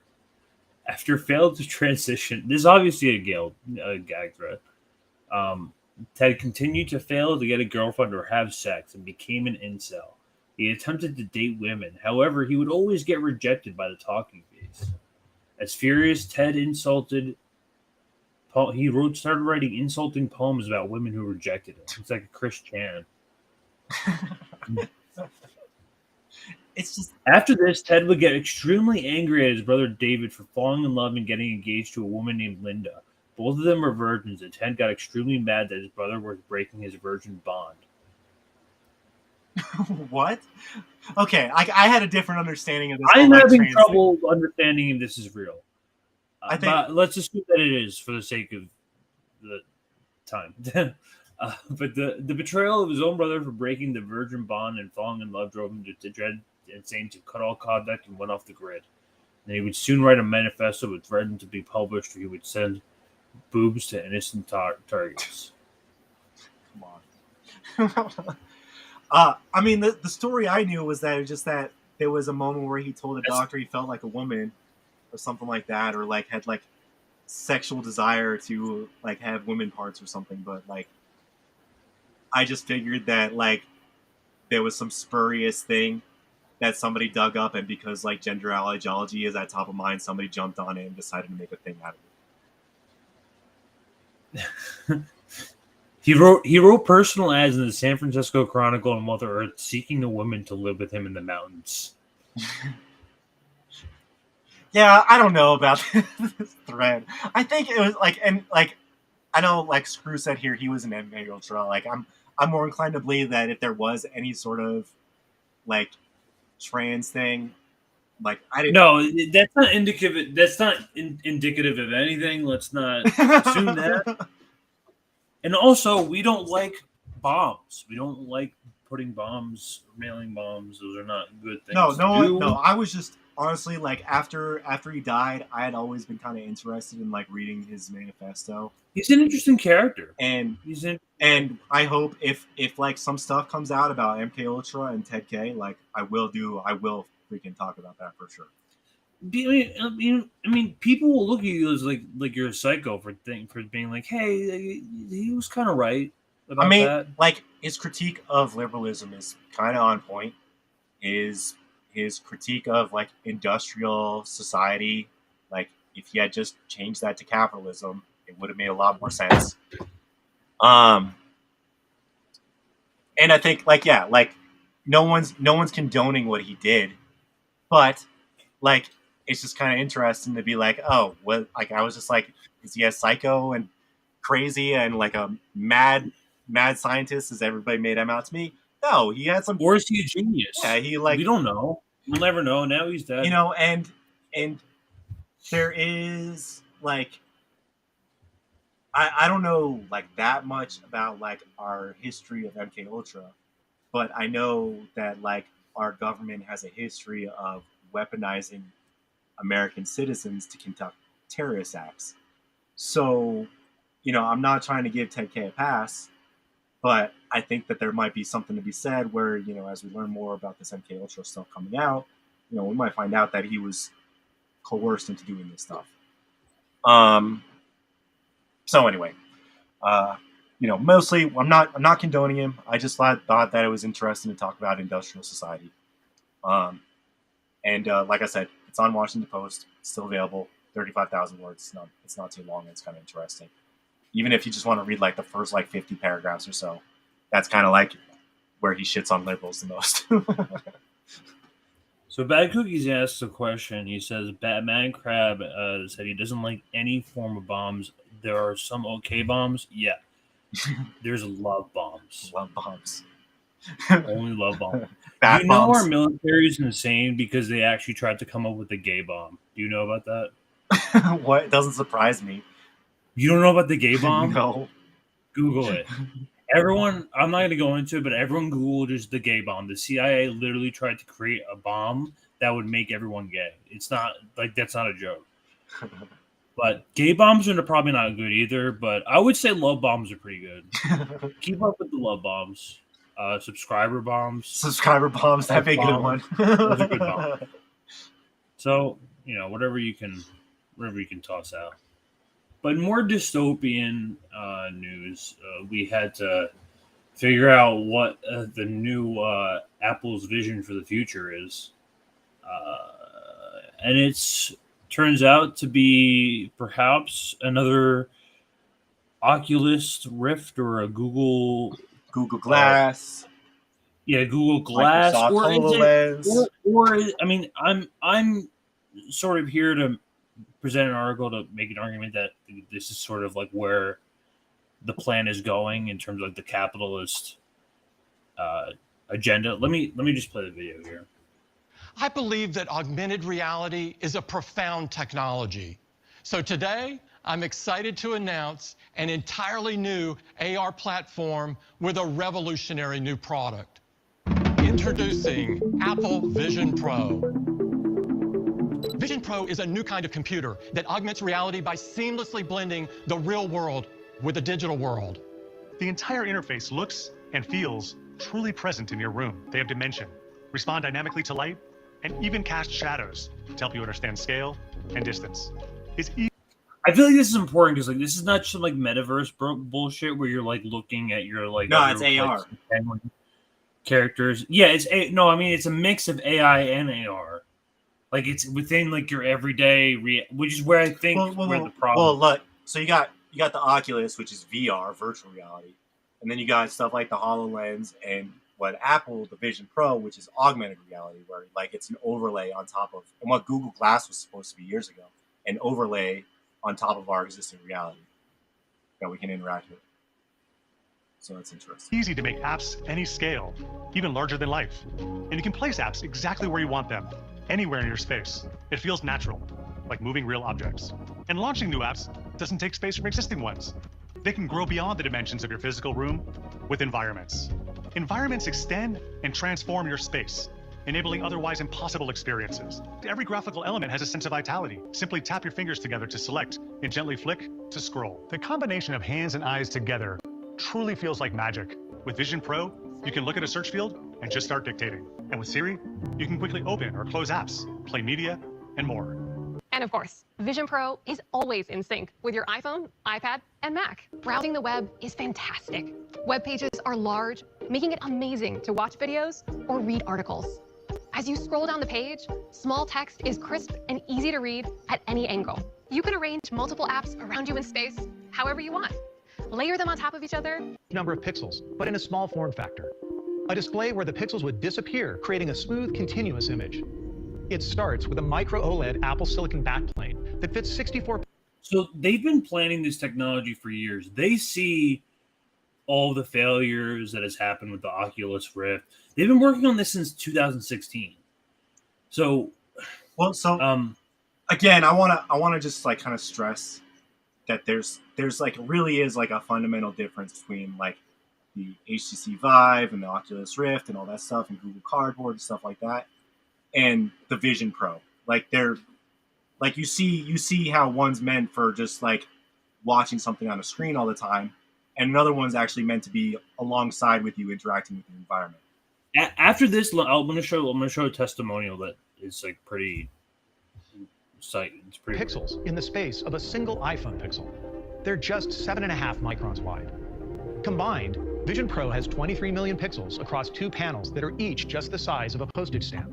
We designed a custom 3-element lens with incredible sharpness and clarity. The system also provides high-resolution video to the displays, enables precise head and hand tracking, performs real-time 3D mapping, and more. A high-performance eye tracking system uses high-speed cameras. So there's no controller? LEDs. At the foundation of this system is Apple Silicon in a unique dual-chip design. It starts with the Apple M2 chip. Running in parallel is a brand new chip called R1. It processes input from 12 cameras, 5 sensors, and 6 microphones. R1 ensures that So now you know why this thing is $3,000. experiences feel like they're taking place right in front of your eyes. Vision Pro goes beyond conveying just your eyes and creates an authentic representation of you. After a quick enrollment process using the front sensors on Vision Pro, the system uses an advanced encoder-decoder neural network to create your digital persona. It delivers a natural representation which dynamically matches your facial and hand movement. Vision OS is the first operating system designed from the ground up for spatial computing. The same frameworks available in iPadOS and iOS are also included in visionOS. This means hundreds of thousands of iPad and iPhone apps will be available on Vision Pro at launch. We've been working with Unity. Candy Crush, yay! Yeah, now you can have Candy Crush in virtual reality. How's that? I mean, so like, who's paying $3,600 for this thing? No, but like my main argument is that like Apple like over the course of time has done a pretty good job at introducing something at like a luxury product as a luxury product, and then as technology increases, and I'm not saying now, I'm saying like in the far future when it becomes like more attainable slowly. They'll have the Vision SE. I don't remember a time when like people didn't like when half the population didn't have an iPhone. You know what I mean? I mean, I think that's why I see them coming out with like there's certain like technological advancements that end up becoming the norm of like our reality. Let me see okay, Gamer put up an interesting comment. The establishment wants us to buy or rent new ones. That's kind of I kind of think that the corporate winner is going to be the one that's subsidized by the government, and they're just going to like mail out the headsets to everybody. That's what I see happening. Or rented, like who knows? Yeah, go mine your crypto in the universe so you can in the metaverse so you can pay your payment on your headset. But I kind of agree that like AR is kind of like one of those things that's definitely going to be in every household at some point. There's also a bunch of infrared illuminators and infrared cameras that are purely there, just there, to track your eyes. So the home screen are Apple's apps. Just like when the first iPhone thing as its own computer with web browsing literally in air would touch my fingers together and drag the window, and it would scroll nearly in real time. I would like throw it around, like toss it, catch it, toss it the other way, and start scrolling through things with my finger, resizing windows, dragging the corners of things. And I was super impressed with that too. Now, if you're like me, you might have also had some questions about the sharpness. Like, do I really want to wear something like this for a long time to work like it's on a computer? And I think that was also pretty smartly addressed. They use a selective rendering based on the super good eye tracking. So the computing power is basically focusing on sharply rendering the part of the screen that you're actually looking at while saving power on the rest. It's pretty cool, and it works so quickly that I did not notice it while using it. And then the part you're looking at is actually very sharp. Like I said before, they're super high resolution screens, they're 4K. I don't know if I have a number for refresh rate, but it felt like 120 hertz. And eye fatigue will eventually become a thing with any headset you strap to your face, but this would be on the lower level of eye fatigue compared to what I've experienced with some others. And then for even more heavy work, this is kind of nuts, but they showed it in the keynote. Apparently, if you have a Mac and you want to do Mac OS stuff, you can just, with the headset on, just look at your Mac, and it will pick up what you're doing, and it'll mirror the Mac's display as one of the 4K windows for you in the headset. And then you can even connect a Bluetooth person. I mean, they already. And this is obviously more personal than an avatar or like a cartoon of you, but it feels kind of somewhere in between. It's kind of like a Google Project Starline, which I just did that video about a couple weeks ago. If you haven't already seen that, I'll leave a link with a like button so you can check it out. But it feels sort of in that like uncanny valley, moving 3D model territory instead of looking at an actual person. It's kind of how I picture it. But then last but not least, of course, content. People are just going to watch content on this thing. And I think this is the industry, now that Apple's jumping into it, that is poised to explode. Like, we've had VR games and VR videos for a long time, and Apple is now also able to do this. They, of course, put their own spin on it, and they can use the power and the draw of the Apple brand to get content creators and big motion picture studios and sports leagues and all kinds of creatives to work to make content that looks really good, specifically on Apple's headset and in Apple's formats. I can personally say from my demo, hell yes. Like, if you can get all these big names and companies to invest, like Marvel and, well, specifically Disney and Netflix or Hulu or any of these other, then like if they're creating specific like a vision, like AR, like VR apps specifically created for. So like to say like this isn't going to become like the next like norm thing is. I mean, listen. Here's kind of my thing on it is that like I just for the price, and like I showed you, we didn't even get into HoloLens, but the HoloLens has been out since 2015. Microsoft came out with similar technology almost 10 years ago, and they're still making it today, and it's still $3,500. And it's pretty much only exclusively used for like high skill jobs like engineering and that sort of stuff, like really like professional and like specific things. So I think that if you want, like, they're going to have to really stretch their brains to come out with like some sort of consumer use. Look, somebody here said porn, which I think is kind of funny. No, everyone's saying porn because that's. But I mean, like, there has to be a really killer use case for like average consumers to adopt something like this en masse. That, like, I don't think you can really convince me that just because the Netflix app is on it, that somebody's going to shell $3,600. No, not now. Like I'm saying, and like at some point in the future. Let me read a little bit of this. Okay. Because this is from. I mean, part of this is from. I mean, I respect a lot of like Peter Coffin's writing. He's sort of like adjacent to Caleb Maup, and he was part of CPI for a little bit, I think, but like sort of broke off with the Haas community and all of them. Right. But like he's smart. I respect him honestly. Mm-hmm. He wrote this article. I just want to like highlight a couple points. Which is like kind of a call back to this book, which you wrote before the Vision Pro announcement. The Apple Vision Pro represents a significant step in the capitalist ruling class' ability to manage the capitalist subject's reality.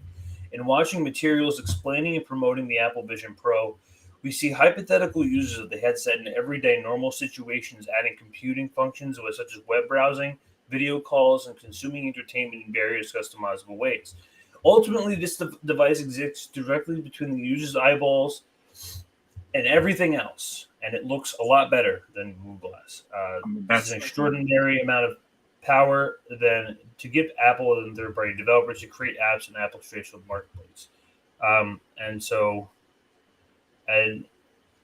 as E.G. Leibling said in an article in 1960, freedom of the press is guaranteed by only those who own one. The computers between one eyeballs and everything else should make us very concerned. And that's also another aspect of it that I wanted to bring into it here. I mean, just 4 months ago, we were getting news from the New York Times that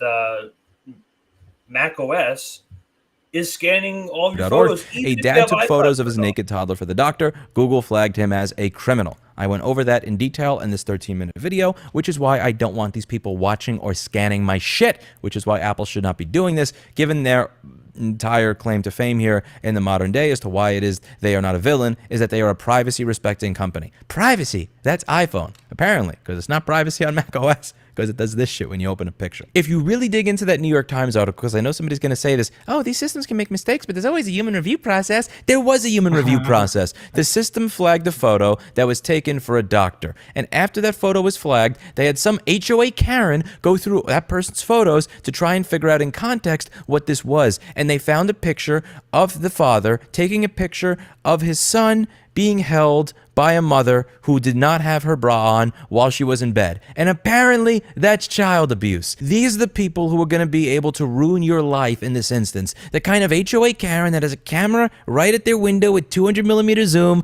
checking out your grass blades that see that they're 3mm taller than they're supposed to be so that they could get you fined and kicked out of the neighborhood. These are the types of people that you are giving the power to ruin your life if you simp for these systems. And you shouldn't be. This is genuinely everywhere. Like, when you look at the... But yeah, that's the... Well, it's interesting. And you know that's one of those... Shout out to Lewis. Lewis is a great guy. I think he's also in New York. I like that HOA Karen thing. I might take that. But what's also funny, he's actually talking about a bureaucratic process that is going to be automated by artificial intelligence anyway. So that same thing could get flagged by an AI, and the same thing could have happened. And half the time it wouldn't matter because it's not up to you; it's up to a company, right? Because it's encompassing your everyday life. So he's talking about his book, which is a Marxist interrogation and development of the concepts of society of the 1967 book Society of the Spectacle, and also adjacent to Understanding Media, the Extensions of Man. So the spectacle can be understood as society-wide domination by images, representations, and narratives the ruling class uses to maintain control, perpetuate inequality, and prevent a critical examination of the structures that underpin society. These act as substitutes for direct experiences, superseding authentic life and community. And that's because when you can't pay back your student loan debt, or you have a car bill that's coming up, or your job sucks, or you don't have anything really much going on, you're financially struck, you have this brand new Apple Vision Reality Hyperscope headset that can bring you to a whole new world. It's like Black Mirror. Well, it's like what's interesting is like in the beginning of the very first Apple demo that they showed the landscape with the like you're seeing the mountains and the lake and all that stuff, and it goes around your whole screen. Well, when you're in your little like 400 square foot studio box, you know, having something like that takes you out of that reality, and you know, as wealth inequality increases, because this ship ain't stopping, you know, people are going to be in more and more squalor, and you could see something like this, ironically, with the price tag being in more demand because people want to escape their lives so badly. So, again, the use case, like, you know, it's about. I think that's a very powerful point, salient point, that like it's about kind of taking people out of their reality, or pretending that their reality is something else. Deborah's writing is extremely insightful and key to understanding contemporary society. However, he gave the image commodity as an almost mystic consciousness, which I find detrimental to class focus. So Deborah argues that the spectacle is somewhat unique and enchanting. Even the ruling class, but rulers throughout the ages have believed in their own ideologies. And as per McCollum, which is reference to the second book, communication is not solely about information conveyed, but also about the medium by which it is conveyed. The spectacle is less autonomy and more of an instrument. It commodifies image. The commodified image bears the agenda of those who have commodified it to transform real-world things and events into an image that can be exchanged in the market, physically or abstractly, aspects of it, which can then be jettisoned. So basically, when you're accessing this app and you're using it within everyday life, everything is a marketing agenda. Everything is an advertisement pushed to you by some other company. And whether it's a subtle reference or something, everything becomes a part of. Just imagine how, like, I can't even imagine reality itself. How they're going to commoditize augmented reality. Like, get your plugins for your goggles that turn your reality into X, Y, and Z, and does this for you when you look at certain things, and does that for you when you look at certain things and interact with certain things. Like, you're right. It's going to open up doors just for more advertising, more ways to sell you on the fake reality that you want so badly because it's better than your current reality. Damn, that is really dystopian. And I'm imagining like in a future where like separate like companies are coming out with all of like these new like VR technologies, and it's becoming more accessible, and they have like competing realities. Mm-hmm. They have to, and it's all like insane. But freedom is a contentious issue. Everything we do is, of course, influenced by the environment and its history, the conditions of the world we live in, of course, which influence our choices. Thus, when we discuss, we must compare it to the relative human opposite, which is coercion. From a dialectical materials perspective, humans are creative and dynamic actors rather than walking sets of instructions that react to conditions. Certainly, we react to conditions, but we can also then influence the world around us. What enables this influence is the answer to the map of ideas of freedom and coercion, which on to a class dialectic, forcing us to consider the interests they represent. Mm-hmm. And the subordinate class is always in struggle to gain freedoms from the ruling. The material conditions that empower one class to rule create a lack of freedom for the subordinate one. Given the power the ruling class holds, resources, privileges, etc., are withheld from the subordinate class, and that is then their coercion.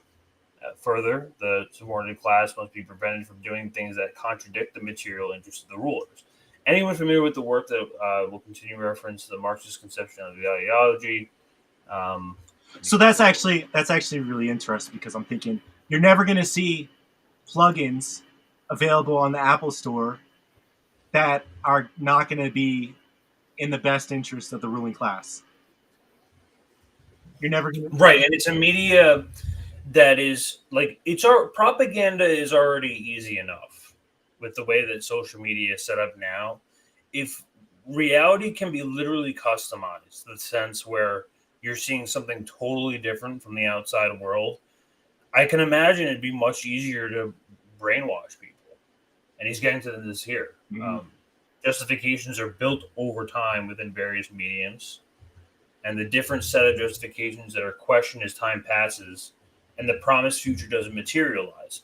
And this happens over and over and over again. It's the same thing with COVID and Ukraine, and everyone was right about COVID in the beginning, but we were shunned, and then they finally admit it years down the line. But no one credits you for being right. They're just like, oh, we just made a simple mistake. Right. And then no one listens to you in the future.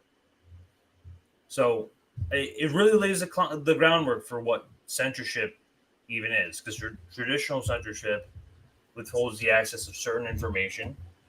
But that type of censorship still exists. So what we can, for instance, publish an overwhelming amount of information for any specific piece of information can get lost in the mix. Like if you get, like, if I say like Nord Stream 2, like Joe Biden blew up Nord Stream 2, and then my reality is customized. To prison bars. No, not even that. But like black screen. Either black screen, or it could be like just showing constant images of like Putin like blowing up his own pipeline. Yeah, like, and that was like believe. And here I am, things that aren't real by like simply showing you over and over again. Well, like I was looking in the chat. Maybe do this with Trump too. And Bad Cookies was kind of talking about like retina scans and how that stuff, and obviously there's going to be tons of data collection. But like one thing that would be that I could see happening is they come out with like a freaking some sort of ad subsidized version. You know, could you imagine wearing one of these? And because you're like you can't afford the $3,500 one, so you get bombarded with ads and propaganda like all day long as soon as you put that thing on. Like, that would drive me crazy. Could you imagine just getting bombarded with ads on this thing? It's like it's the Dia app. The only game on it is just Ukrainian drone bombs. But I mean, you're right. Oh, that's wrong thing. We gotta freaking beat your head like with some indoctrination. Man, that's true. Or like what? Yeah, it's yeah, I'm definitely not cool with the potential. I'm cool with the potential, but I know that the potential will be used for evil, so I'm against it. Yeah, that's true. The tech bourgeoisie saw the cyberpunk movement and said, well, if we don't make it look like that, they won't realize it's that. Make it look like the last 10 minutes of a home Reno show. And in short ways, the Apple Vision Pro video reveal is just that. It's setting the features of showing off one image was particularly off-putting, which is just a parent watching a video of his own kids with a 3D camera.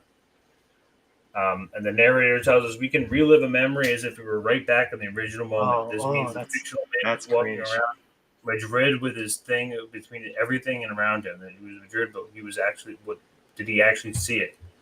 He sits on his couch reliving a memory of what? This is literally a Black Mirror episode. Yeah. Reliving a memory of watching a real-time commodification of his children that the Apple created with a complicated array of cameras and sensors in a $3,500 headset. It was in the time Madrid he was with them, but separated from them, watching his kids on a 4K screen from his iPad. So you could just be in other places.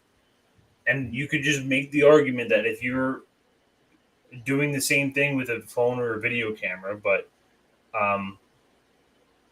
even though those are somewhat distracting, they aren't the totality of your vision. This is literally it's literally a virtual reality headset. Yeah, I mean, have you ever spent much time using like the VR headsets? I haven't. No, I've never wanted to buy one. I've never been super like into like owning one, but I've messed around with them a little bit. Yeah, it's like a fundamental different thing. So like, there's this kind of scientific thing within like the kind of AR VR thing called presence, where it's like the ability where like you put on the headset, you actually feel like you're there, or if there's some sort of lag, or if the resolution isn't good enough, there's like a little bit of disbelief, so it doesn't feel like you're there. You still kind of feel like you're kind of like watch yourself experience this virtual reality. You're kind of like going through the fourth wall. So it'll be interesting to see if Apple, Microsoft, so on and so forth, are good enough with this technology to really suspend belief, where people are putting on these goggles and they can be in like a 400 square foot studio and swear that they are on top of the Eiffel Tower. If they can create that kind of presence, then that, I think, is something that's going to change the game. So here's the late ground argument. You're saying that, and when I spoke to you about this before, you're arguing that it's too unattainable for this to be accessible to the public. Yeah, like there's no doubt in my mind they'd have to come out with $1,000. Let me read this. Let me see. Let me get your thoughts on that. So we will be offered versions of reality that lead us down various paths, some of which lead to a less alienated, more socially connected world. The Apple Vision Pro exemplifies the potential for a ruling class with an ideological agenda to literally shape perception and control information. The video reveal highlights features that raise concerns. The augmented reality at this level can easily lead to insular, corporate-controlled, virtual-first reality. There is one saving grace, though. It is ridiculously expensive. So at least for now, it's primarily further trapping the higher strata of the subordinate class in one custom reality. But that is a section of said class is already hanging around in their personal Mass Effect dialogue tree version of contemporary life. But we also remember that Apple's marketing strategy has long been make a luxury product as status symbol to create demand, and then make a version for poor people. There was no demand for this product before Apple told people it was coming. The demand now exists. Seems to be primarily from tech YouTubers and high-paid creators who didn't know they needed this so bad. My point is, will never be that technology is inherently bad, but only that glass society is. And in a world that has moved beyond the flaws of capitalism, I would see a device like this being beyond something that truly unlocks human creativity, which is not a good reason to get stuck in reality that will never happen. Yeah. So that's a good article. Yeah, I think it's a good case. I mean, everything I've seen Apple do has become the norm after some point in time. Well, you got the first smartphone was ostensibly basically the iPhone. Tablets, and then the iPad, smartwatches. They always did the smart thing. Maybe it won't be Apple. I'm not saying it's going to be Apple. I'm saying this is the beginning of where your capitalist tech reality is coming. Yeah, like maybe next year we're going to start seeing these kind of clones where they come out with the Chinese and it's only getting better. It's only getting better. It's only getting better and better. I mean, I think as it stands right now, Apple in the next 2 or 3 years, maybe a little bit longer, instead of the Vision Pro, it makes sense that if they have the Vision Pro, they're going to come out with the Vision Max or the Vision SE, and they'll come out with different versions of it. Yeah, exactly. 8K fucking on each eye. So I would see down the line them coming out with if they can get a really high quality AR under $1,500, under $1,200, then you're gonna start seeing something that people are yeah, that's worth a month of my rent because I live in this shitty freaking situation. Why wouldn't I want that? all the boomers are gonna have a real good time with virtual farm bill. Oh, this I don't. Virtual I reality mean, farm bill. I don't see. It, I mean, no one. Do people really think that like? There's no boomers who are going to use it. They'll It's get coming. sick doing this. It's coming. I think this is definitely targeting millennials and younger. We'll see with the price as it goes on. Let's go into even more depressing shit that's going on. Well, I mean, it's just it's depressing in a different way, but it's an important subject because it's really it's like horrific what they're doing. Actually, I've seen some of the videos already. Yeah. So, I was going to do this last week, but I had some technical difficulties. But last week, so I guess I'll start sharing my screen just to kind of get into this. So I want to talk a little bit about Canada's MAID program. Let me see this. Can you see my screen? The Daily Mail. Let's see. So, yep. The MAID program, for people who don't know, that's the assistance in dying program that Canada has, where basically until recently used to have like some sort of permanent chronic condition, physical ailment, and you could literally be like, I want to, maybe the surgery is too expensive or something like that, and they would offer to essentially kill you off. Okay. Yeah, you have to zoom in a little bit. Give me a zoom in more. Yeah. How's now? That a little better. It might have like a hard time. It's like a little like blurry. The Daily Mail. It looks blurry. Like your screen. It's just like maybe like a screen sharing thing. Maybe. Let me try it again. Oh, now it's frozen. Oh, I might have to jump. Oh. Yeah. Let me here we just go. share it. I've got it. Oh, you got it. Yeah, I'm gonna try this one more time. How's it look now? It's still a little blurry, but like give it time. Let's see. It usually like comes back in, but let's see. All right. So anyway, last week there was an article that came out from the Daily Mail that said Canada is on track for another record-busting year of euthanasia deaths, with 35% jump to some 13,500 state-sanctioned suicides in 2022. Okay, so Canada has been accelerating this program. And when you see 35% jump for something that's only been around for a few years. Yeah, but actually, Chris, let me just share it. Okay. All right, if it's messed up, I'll let you do it. Let me get some of my notes out here. We'll start from the top. That's fine.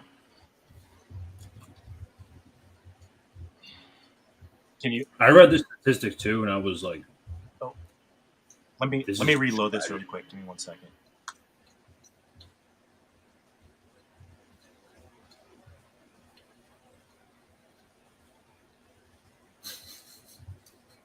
Bag over, you can do it. Why'd you hop on, bro? You need an extra producer. You want me to do this myself? Here we go. All right. Canada is on track to jump up another 35%. This program has only been out since about 2022. 2021. No, for a year, right? No, it's 2021. Yeah. It got passed in 2016, and I think it first went into effect in like 2021, 2020, something like that. I have in my notes, you can see I have documents going back to like 2019 or so.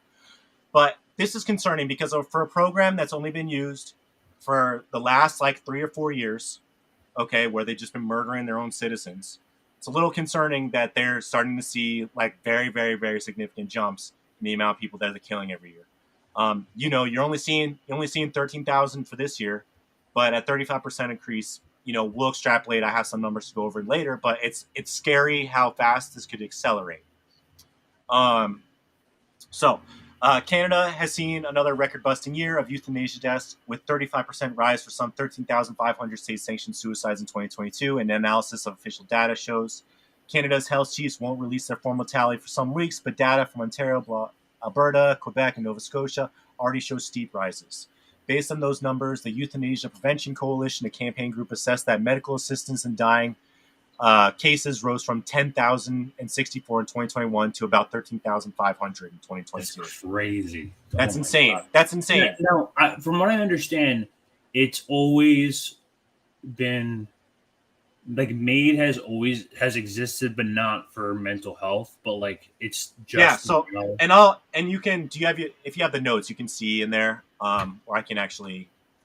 So I'll just send you this actually. So here's the kind of background on this, but they only added in March this year. They extended it basically for making mental health a primary condition. Okay. I don't want to get too far ahead of myself because there's a video that goes into a lot of good stuff about this. But the really concerning thing about them adding mental health into it is that about 40% of the people in poverty have a mental health condition in Canada. Okay, so you're ostensibly creating a law that perpetuates the murder of people because they're in poverty. So you should see, let's see, and on scroll down a little bit more. it's also just like inhumane as hell. It's Like, incredibly inhumane. So on February 2nd, 2023, the government of Canada introduced a bill, Bill C-39, to extend the temporary exclusion of eligibility in circumstances where a person's sole underlying medical condition is mental illness for a period of 1 year until 2024. And then again, they extended it again. Like everyone. So they keep Everyone in the extending United it. States. That's everyone. Yeah, so mental health condition. Okay? But that's not really, yes, that's a problem. Okay? That's a problem in itself, because the last thing you want to do is have a system where it's like, oh, this guy's depressed, we can like prod him a little bit and get them to kind of like be open to the idea of killing themselves. That's not healthcare, that's death care. So it's very concerning. And it's not just that, they're advertising this as if it's like, and we'll show it later, but like they're advertising this as if it's like, oh, just come and kill yourself. You've got that car loan payment coming up. Just take part of the MAID program. It's really sad. And the other thing, we can probably go into the next article, the Telesur one. And then, but basically, the really kind of nefarious thing here is the poverty aspect, because the mental health condition clause is basically a smokescreen, because, and I broke down some numbers that I'll get into later, towards the end of this, but the idea that they're adding the clause to include mental health as a primary condition is basically a smokescreen to allow them to admit people who are too poor to survive in Canada. Okay? Because mental illness is so prevalent among poor people. So it's really messed up. So Prime Minister Justin Trudeau's administration has expressed support for the medical assistance in dying program being expanded to people suffering from irredeemable mental illness. The implications of this option, however, have raised ethical concerns. In 2016, a bill approving C-14, a law permitting medical euthanasia and physician-assisted suicide, the Parliament ruled that the Canadian state shall cover the cost of euthanasia for people who suffer terminal illness with foreseeable natural death and who are too poor to afford this procedure.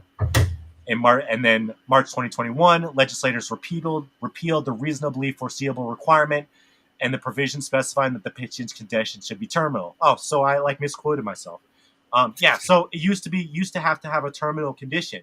You used to have a terminal condition, like terminal cancer. Now you don't. Now you don't. Now you just need to have you need to be depressed for a year, and then you're legally allowed to have a doctor just put you down, take you right back out in the backyard with the shotgun, and that's it. I mean, it's not quite like that, but yeah, I mean, that's basically obviously it's peace. I mean, maybe like they should let them choose how they want to go out. Justin Trudeau's Holocaust. That's actually a funny tweet. Since we're here, because you're doing the screen sharing, you can show that tweet really quick. I was going to show it.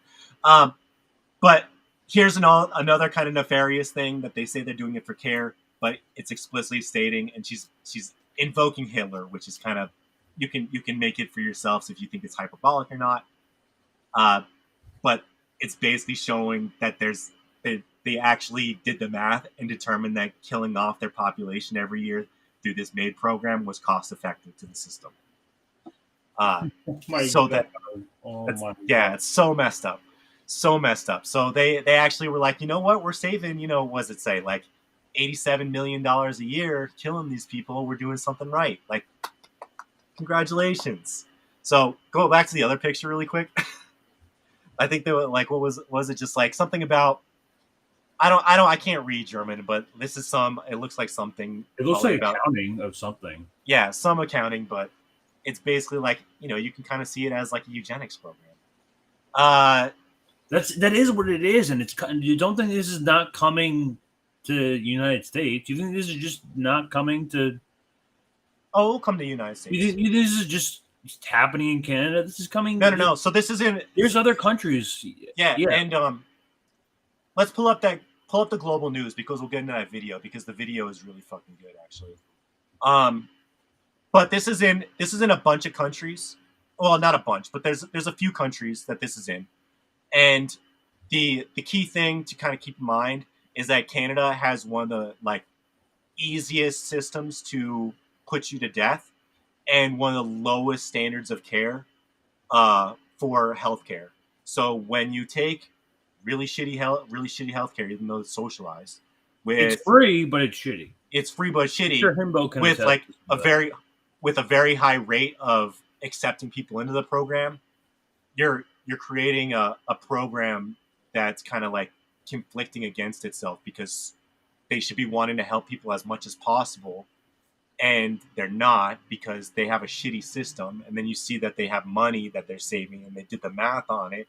It just doesn't seem like they're much doing it to help people out, but more to cull the herd and save some money. So with this one, let's just watch the movie. Because there's a lot of really salient points in it, and I think they do a good job kind of going over some of the key points that I want to go through anyway. Is it in the article? Yeah, the video is at the top.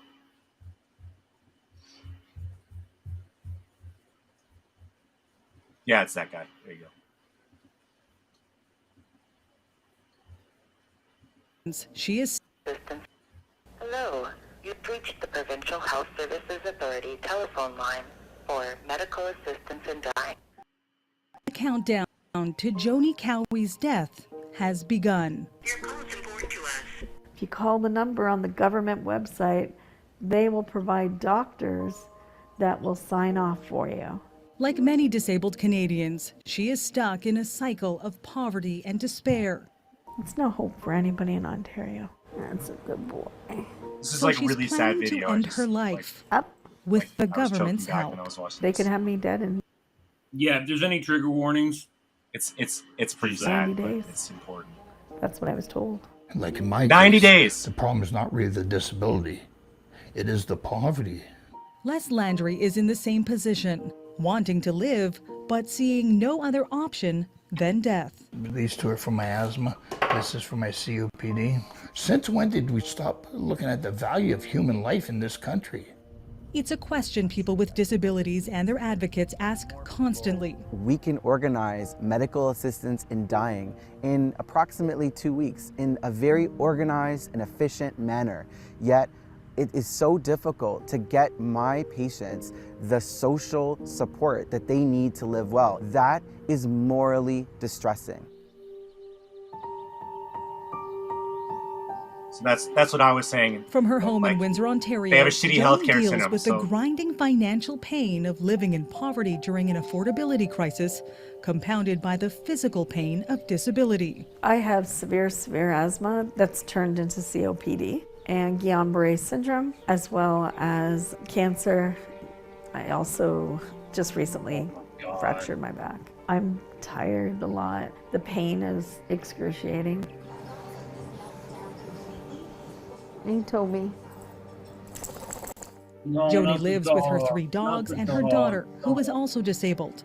They have no family support, so they have to find a way to survive on $1,228 a month Joni gets from Ontario's Disability Support Program, plus a few $100 more for her daughter.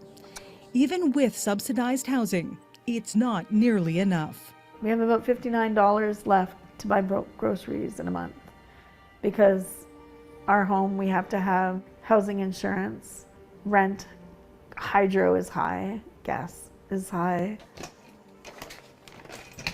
I get angry at people who say you need to budget better because I just want to say to them, go to hell. I really do, and I don't swear very often. Here's the thing. Joni's financial struggle is not at all unique.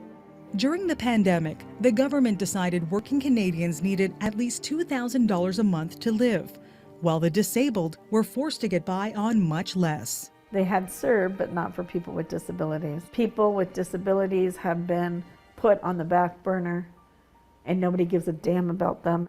Disability supports vary from province to province. On the low end, imagine surviving on $705 a month, as people with disabilities do in New Brunswick.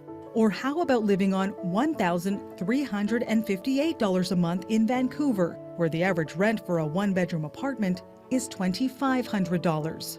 The most recent numbers from Statistics Canada. By the way, it's way worse in the United States. Play a little bit more, and we're gonna. I'll pause it for a second. 41% of Canadians living under the poverty line have a disability. All right, that's good. Pause it for a second. 1.5 million people. So 1.5 million people are under the poverty line, okay? And you heard them just say that that lady gets $1,200 a month to live on something that, like, just to live there costs more than that. And then she said before that, like, people who are disabled were not getting stimulus during the pandemic. Okay, so you have this, like, cascading series of, like, multiple things that Canada is doing to basically kill off poor people, kill off disabled people. These are, like, this is the thing, like, when you hear people talking about they're trying to get rid of the useless eaters and stuff like that, this is, like, the kind of shit. So, again, like, it's not just being poor and disabled, it's that not only are you disabled, Canada isn't giving their disabled citizens enough to live. And then they get depressed and they get hopeless, and then Canada's like, well, why don't you just die? So this is a really big problem. Kill yourself. Yeah, really fucking big problem. Yeah. All right, so we can probably, but I want to drive that in. About So the population of 1.5 Montreal. million Our people social that they're trying assistance to rates kill off. place people with disabilities below the poverty line, approximately 25% below the poverty line. So honestly, this is legislated poverty for people with disabilities. This is the kind of care that's needed. Dr. Nahid Dasani is a palliative care physician and professor of community and family medicine at the University of Toronto. He gave us a tour of the East Toronto neighborhood where he offers street-based care, often to people with disabilities living in poverty. Many of the people we care for are dealing with serious illnesses, but often they're very sick because of their social circumstances. There are Material significant conditions. health outcomes if we don't address those issues and treat those issues. The result, Dr. Dosani is increasingly discussing MAID, or medical assistance in dying, with his patients. Not necessarily because they want to die, but because they see no way out of the twin miseries of poverty and disability. When people are living in such a situation where they're structurally placed in poverty, is medical assistance in dying really a choice, or is it coercion? Under All right, Canada's let's pause it first for a medical second. assistance in dying law. So that doctor's a G, by the way. I like the thing about it is, like, he doesn't like telling his patients that MAID is an option, but he is basically like, my patients who are so poor and have no options are not given any other options by the Canadian government. And then he says like, probably one of the most base things from this entire video is that MAID is basically coerced onto disabled and poor people. Do you have that MAID advertisement or no? The one from that ad? Yeah, I have Yeah. that. It's towards the. Did you want to do that? Well, We'll whatever, I still want to. I definitely want to watch the rest of this video. It's a good video. It's got a lot of stuff. 2016, a person's death had to be, quote, reasonably foreseeable to be approved. Last year, eligibility was expanded to people who have a, quote, serious and irreversible illness or disability that causes intolerable suffering. Now, people like Joni qualify. On social media, it's a constant conversation. But almost everyone is like, yeah, just kind of waiting to see, how it is in 6 months. Going to see how it is in 8 months. We'd like to make it to a year, but I don't think we're going to make it to a year. So sad. I cried a lot at night. I usually stay up a lot at night. I pray a lot. In Medicine Hat, Alberta, Les Landry is contemplating MAID and leaving behind his beloved service dog, Annie. Les has been growing steadily poorer and more desperate since his career as a truck driver was derailed more than a decade ago. Disability can happen to anyone at any time. I was doing good. I was making good money, 85 grand a year. I developed a hernia. And then that's when the surgery happened. That's when the blood pressure went out of control. That's when I developed epilepsy and the 3 mini strokes, and things just fell apart. Good girl. On Alberta's disability program, Les was receiving $1,685 a month, plus benefits for his service Doesn't mean dog, anything. Can't. special diet, and medications. This is my blister pack. Along with timely donations from strangers on Twitter, he was just scraping by. That's for a week. Then in May, he turned 65. In the bureaucratic shuffle, he was transitioned from disability to senior status and actually lost some benefits. I am no longer a person with a disability. I am a senior citizen in poverty. In the past, Les planned ahead, made extra payments on his bills. So I just want to drill that point home really quick. But he's no longer able to do that and is forced to rely. So again, more dystopian is that this guy just said, if you're disabled and turn 65, you actually have less benefits as a senior citizen than you did as you're disabled. So they actually lose benefits when they get older. So now it's not only an attack on poor people, but it's an attack on poor people, disabled people, and elderly people. Like, it's so very, very compacted. Just want to drive that home. And again, this guy, like both of these examples, are representative of the majority of people who are on disability in Canada. They can't survive on it. So it is coercion. Like, I don't know how else to see it. Brad had some good comments in here about this, and I'm sorry about your friend, but it is like people are being compelled to make the decision to do MAID. It's not something they want to do. It's something that they feel like they have to do because they're so hopeless. It's awful. Even more on donations. The big picture is, if I didn't plan ahead and make them extra payments, I'd probably be homeless. I cannot live the rest of my life on the goodwill of friends on Twitter. No. Les, Joni, and many other disabled Canadians who share their stories with Global News say they aren't against medically assisted dying in principle, but they say Canada should have raised disability benefits before expanding access to it. Having disabilities and living in pain. They targeted people with disabilities and people with chronic pain. And I said, if you're going to do that, you have a responsibility to also lift the benefits and increase the quality of life for people with disabilities, the people you are targeting. We should prioritize healthcare and social support that promotes the human rights of all. Trudeau Lemons is a professor of health law and policy at the University of Toronto. He has been warning the Canadian government for years that the speed and scope of its plans to expand access to assisted dying was a violation of the rights of disabled Canadians. Out of a misplaced form of compassion, we think that persons with disabilities have a reason to end their life earlier than others. So I think he makes another good point here about liberalism. Is discriminatory. Only about a dozen countries have legalized doctors. Appreciate it. So, and this was something that like we talked about with the Ted K thing, where liberals kind of like play the victim card and they like try and like thrive off of helping out the marginalized.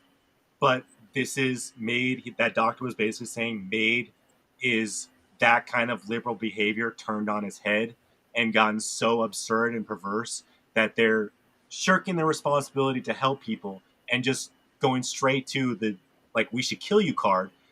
And the doctor is saying like you're committing a human rights violation here. Like you're basically like killing your own people without doing everything you can to help them out first. You're taking away their money. You're not giving them enough money to survive. If they get old, they lose their benefits. And like they're helpless. And you're creating conditions where like if they have like a condition like depression, that's enough for them to receive the treatment. So again, which is even on paper insane. Yeah, because they're investing money into this program, which are finite resources, which could easily be produced in the same way, in the same fashion, towards healthcare benefits and benefits for the ill and the disabled and the elderly. Okay. But we know where our government's priorities are. Clearly, it's out in the open now. They want to fucking kill us all. They want to fucking. I mean, like, I don't. It's program. It's straight up. It's hard to not be really cynical about this program when you do just like, you know, I only did like probably like 3-4 hours of research on this. Like, I didn't do that much, but it like doesn't take much to see that it's like a really dark program, and that everything they do that they say is out of like kindness and like compassion is basically about killing people. Like, it's just about trying to like remove the like Snow Himbo said, the useless eaters, the people who aren't a tax base anymore. They want to get rid of them. And it's extremely tragic. Death, Lemon says the few that allow it for patients who aren't terminally ill have stronger protections than Canada against coercion and suffering caused by poverty. In my view, we're actually failing to implement even some of the most basic safeguards that at least exist in those countries. Belgium and the Netherlands have had assisted dying since the early 2000s. In both countries, doctors are forbidden from suggesting it to patients. They must also exhaust all other options before approving it. We're getting rid of this idea that we'll first try the least interventionist measures. I find that actually quite extraordinary that we've forgotten, I think, the seriousness of ending the life of a person as a measure to relieve their suffering. As Canada has opened up eligibility, the number of cases has shot up. In 2021, more than 10,000 Canadians opted for a medically assisted death. That's a 32% increase from the year before. The numbers have increased faster here. It was 35% last year. So there's a logarithmic curve of how many more people. Clearly, this is only going to get worse. And I did numbers that were only based on the increase of 35%, but there's no reason to suspect that next year it could be 40%, and the year after that it could be 45%, and the year after that it could be 50%. So there's a logarithmic increase in the amount of people who get admitted into this program. But the numbers, I just want to say the numbers again, but it's fucking scary. Than any other country where it's legal, including the Netherlands and Belgium. So even though those countries have been practicing medical assisted in dying or euthanasia for 20 years, they are at the rate that we have after only a couple of years. There is no way of knowing how many of those deaths could have been avoided with the right supports, but we know there are some. Recently in Canada, an Ontario woman suffering from chemical sensitivities reportedly opted for a medically assisted death because she couldn't afford appropriate housing. And in another troubling case, a Veterans Affairs employee suggested it to a veteran who was seeking help for PTSD and a traumatic brain injury. Have you tried dying? I hear arguments, well, this is not impacting that many people. But you know what? If it affects one person, that's way too many people, and we need to do something about that. The controversy surrounding MAID is not going away. In March, the government plans to expand access yet again to include people with mental illnesses. They did it already. More support may be coming. A new Canada Disability benefit is before Parliament for the second time. It was dropped last year when a federal election was called. Sit. But Joni and Les are skeptical. We already know seniors will not be eligible. This government has a history on how they treat people with disabilities. 18 to 65, well, that excludes me and anybody in my situation. So sorry. Please speak up to your member of parliament, to your members of provincial parliament, because people with disabilities don't ask for their disability. I don't want to die. I don't want to die. I just can't see me living like this for the rest of my life. I can't. I think that's the end of it anyway, but like, That's. I came across an ad for Pet Lab. I know that was difficult to watch, but that had a lot of really useful information in it, and so I think it's important. Absolutely fucking brutal. Yeah, and listen, like they're pushing this shit. It's not like this is just something that's happening in the background and like people just happen to be eligible. No, this is literally being promoted by retailers in Canada. Well, you saw it, like in the video. This Watch is the it. Veterans Affairs office. Yeah, but like, yeah, we can play. Okay, so you got the video. Let's see. Oh, you pulled up. Okay, because I sent you another article too. That wasn't Breitbart. Dying in a hospital is not what's natural. That's not what's soft. In these kind of moments, you need softness.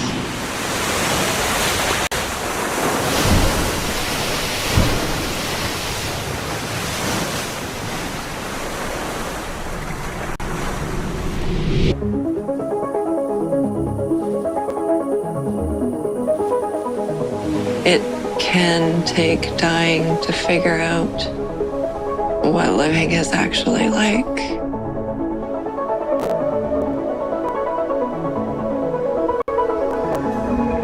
I spent my life filling my heart with beauty, with nature, with connection.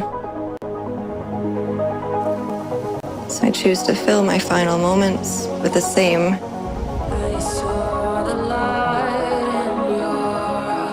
Last breaths are sacred.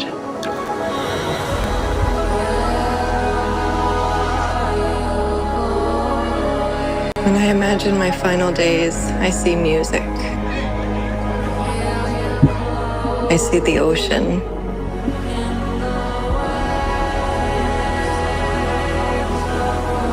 I see cheesecake.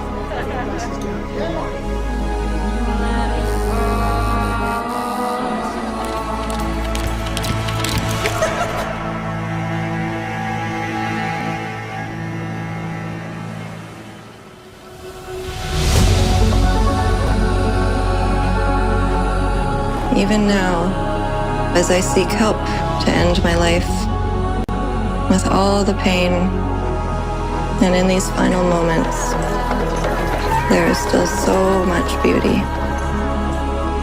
You just have to be brave enough to see it.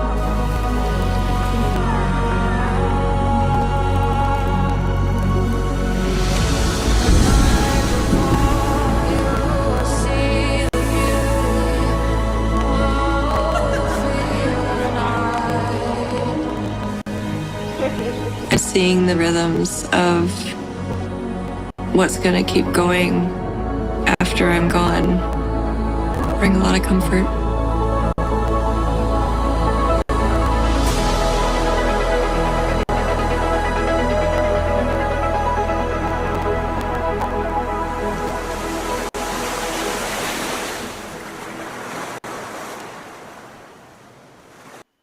Now, this woman's friends. I sent you the article in the private chat. I see it. So, Dr. Nick, while we're pulling that up really quick, Dr. Nick Rivera said, I'm probably conflating some of my info, but Whitney Webb connected MAID to Trudeau in the WEF, or the World Economic Forum. So, I mean, the connection here is the thing that we said about the, like, useless eaters, they want to just basically get rid of or make it impossible to live for the people who are not a tax base. The wealth inequality has gotten so bad in the Western nations that they're now resorting to these really absurd and perverse ways of solving the inequality crisis by killing the people that they've created this inequality for. So anyway, to get back to the ad that we were just watching, and I think that ad was basically an ad for the program, wasn't it? That's an ad to just, hey, you want to kill yourself? We do this. Yeah, we do this. The lady who was on that ad that you just saw, she didn't want to die. So the woman featured in a glamorous pro-euthanasia commercial for a Canadian clothing retailer only opted for assisted suicide after her years-long attempts to secure proper health care failed, friends have revealed. So sad. Jennifer Hatch, 37, was the central figure of All Is Beauty, a 3-minute film produced by Simons that celebrated Hatch's last days before seeking medically assisted death. Last week, CTV confirmed that Hatch was the same woman who had spoken to them in June about her failed attempts to find proper treatment for Ehlers-Danlos syndrome, a rare and painful condition in which patients suffer from excessively fragile skin and connective tissues. I feel like I'm falling through the cracks, so I'm not able to access health care, and then I'm able to access death care? And that's what led me to look into MAID, Hatch told CTV in June under a pseudonym. Like more than 1 million British Columbians, Hatch was left without primary care after her family doctors moved away. And so after her Ehlers-Danlos diagnosis 10 years ago, Hatch's treatment had largely consisted of chaotic and ineffective stream of specialist appointments, none of which had any background on her condition. So, I don't know. We can. That's probably. Yeah. You want to just wrap it up there? Yeah, I mean, the point there is that even like they're trying to sell this product, trying to sell this thing, and even the person they have starring it, you would think they would try and find somebody who like actually had like a compassionate reason to go through the program. And even the person who was starring in this didn't have a compassionate reason. She just couldn't get the help that she needed. You could convince someone like for the physical reasons for this, but not for the mental. Not at all. I don't know who opens up that bill. I don't know what kind of person. Dude, I don't know how you sleep at night. I really don't. So to kind of wrap up this segment, and again, like I know it was tough, but like it's a really important topic, and like it hits me viscerally. It's a really, really difficult for me. But I want to talk about kind of the scale of this. So 13,500 estimated for 2022. So we haven't gotten 2023, so we won't get those for another, until next year sometime. 2021 was about 10,000. Okay, so the rate of growth has been logarithmic, as I said, but let's just say it's growing at a rate of 35,000 a year, and let's not even consider that, kids are born every year. So all we're considering is just the rate of growth in this program every year, nothing else. So this is going to happen sooner than I'm estimating. Okay, so by 2029, 110,322 people will be killed through the MAID program per year. Okay, and as we saw earlier in this segment, 41% of people with mental health conditions are in poverty. So, or poor and disabled. Okay. So if we extrapolate that, it's about 45,200 people a year are going to die in this program in Canada just for being poor and disabled. Okay, 45,000 a year by 2029. That's a crazy number. What's the population in Canada? I don't know exactly, but they said what 1.5 million people were under the poverty line. So if they're killing about 50,000 a year by the time 2030 rolls around, they'll, was that 20? That's 30 years. Kill 1.5 million people in less than 30 years. But that's crazy. So. Absolutely bonkers. Really scary program, and as was kind of mentioned in that video, other countries do it, and even that doctor said that there's countries that have been doing this program for over 20 years and don't have the same numbers that Canada has in 3 or 4. Okay, so just unprecedented rates of growth in Canada. It's not just like, oh, it's 13,000 people, not a big deal, that's kind of negligible. No. This is like the rate of growth is a concern here. The rate of growth is concerning. There's going to be a lot of people getting murdered in this program. So I think I'll wrap it up with that. Thanks for listening to that. It's an important subject, but yeah, and this is ongoing. They're still doing this. So yep. Let me. I guess I'll wrap it up quickly with the Hunter Biden. The Hunter Biden. It's relatively short. There's not a lot. You'll see a lot of Republican channels covering this, but there is a slight connection here that I want to make. So not too long ago, just a couple days ago, the Washington Review. Washington Examiner. My bad. Here we have an expose on Hunter Biden being exposed for giving for what is essentially a straight up bribe in FBI whistleblower documents to this politician Zelensky for $5 million. And in these documents, Hunter alleges that he references Joe Biden as the big guy, which is very apparent a reference to the same big guy that we heard from the allegations last year, the 2020, during negotiations with the Chinese intelligence into businessmen. I think we'll see that here.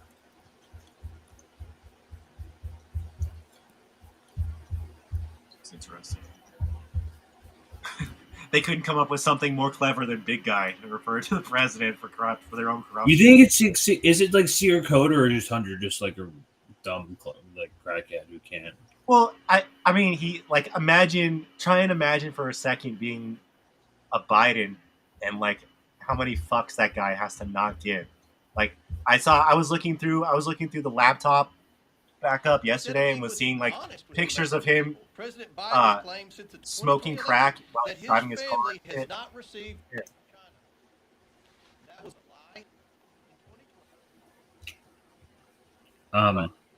It involves 9 of the Biden family members. I mean, obviously we're hearing this a lot from the GOP committee. We're hearing, and say what you want about MG too, but these are federal court hearings. They're completely private. No press is allowed. You can't have any reporters in there. You can't have anything released without Congress's approval. But at least MTG, whatever her motive is able to present some sort of brief synopsis of what happened during this court hearing to her constituents. I think Nico kind of put it together really well with his new hotspot company. Shout out to Nico from the network here. Mm-hmm. There are bribery allegations involving Joe Biden and Hunter Biden's position on Burisma Energy Company in Ukraine, which is crazy because they were literally reporting in 2019 that there were unsupported accusations that Joe Biden improperly tried to help his son's business interests in Ukraine. But according to the chairman of the House Oversight Committee, Joe Biden participated in a $5 million bribery scheme to help his son get an energy job in Ukraine. The chairman even says that Christopher Wray is in contempt because he tried to hide evidence that Joe Biden was trying to commit bribery to help the corruption of the Hunter Biden in Ukraine. Are y'all starting to see the pattern here?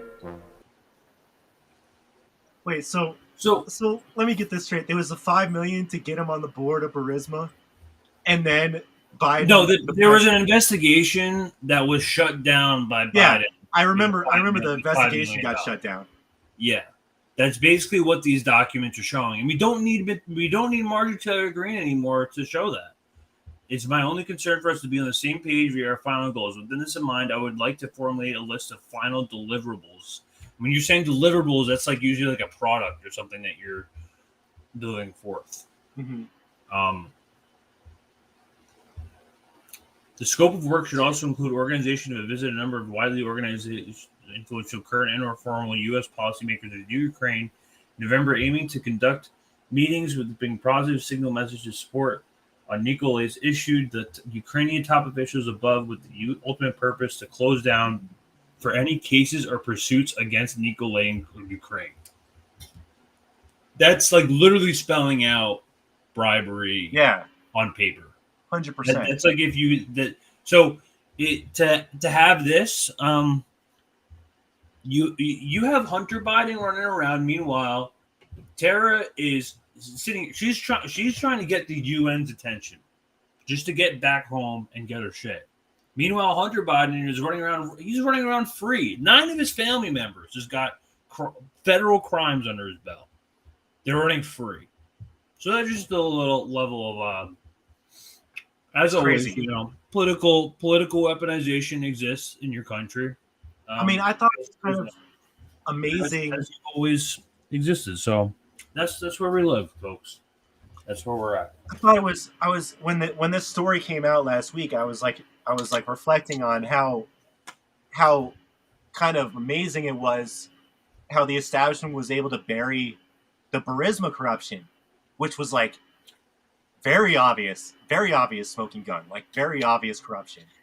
And so like I see this, I'm like, man, it'd be great if some justice is served.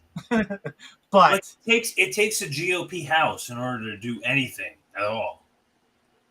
No one from the Democratic Party wants kind of what, yeah, they're all caught up in Trump and his freaking pretend indictment. Like, it's partisanship, but it's still like they still need it. I don't know.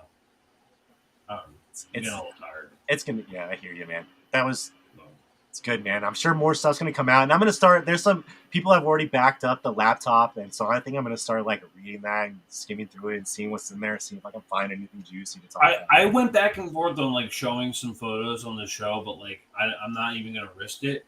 But if you go online and you can very easily find the whole the whole batch, the whole like 10,000 photos.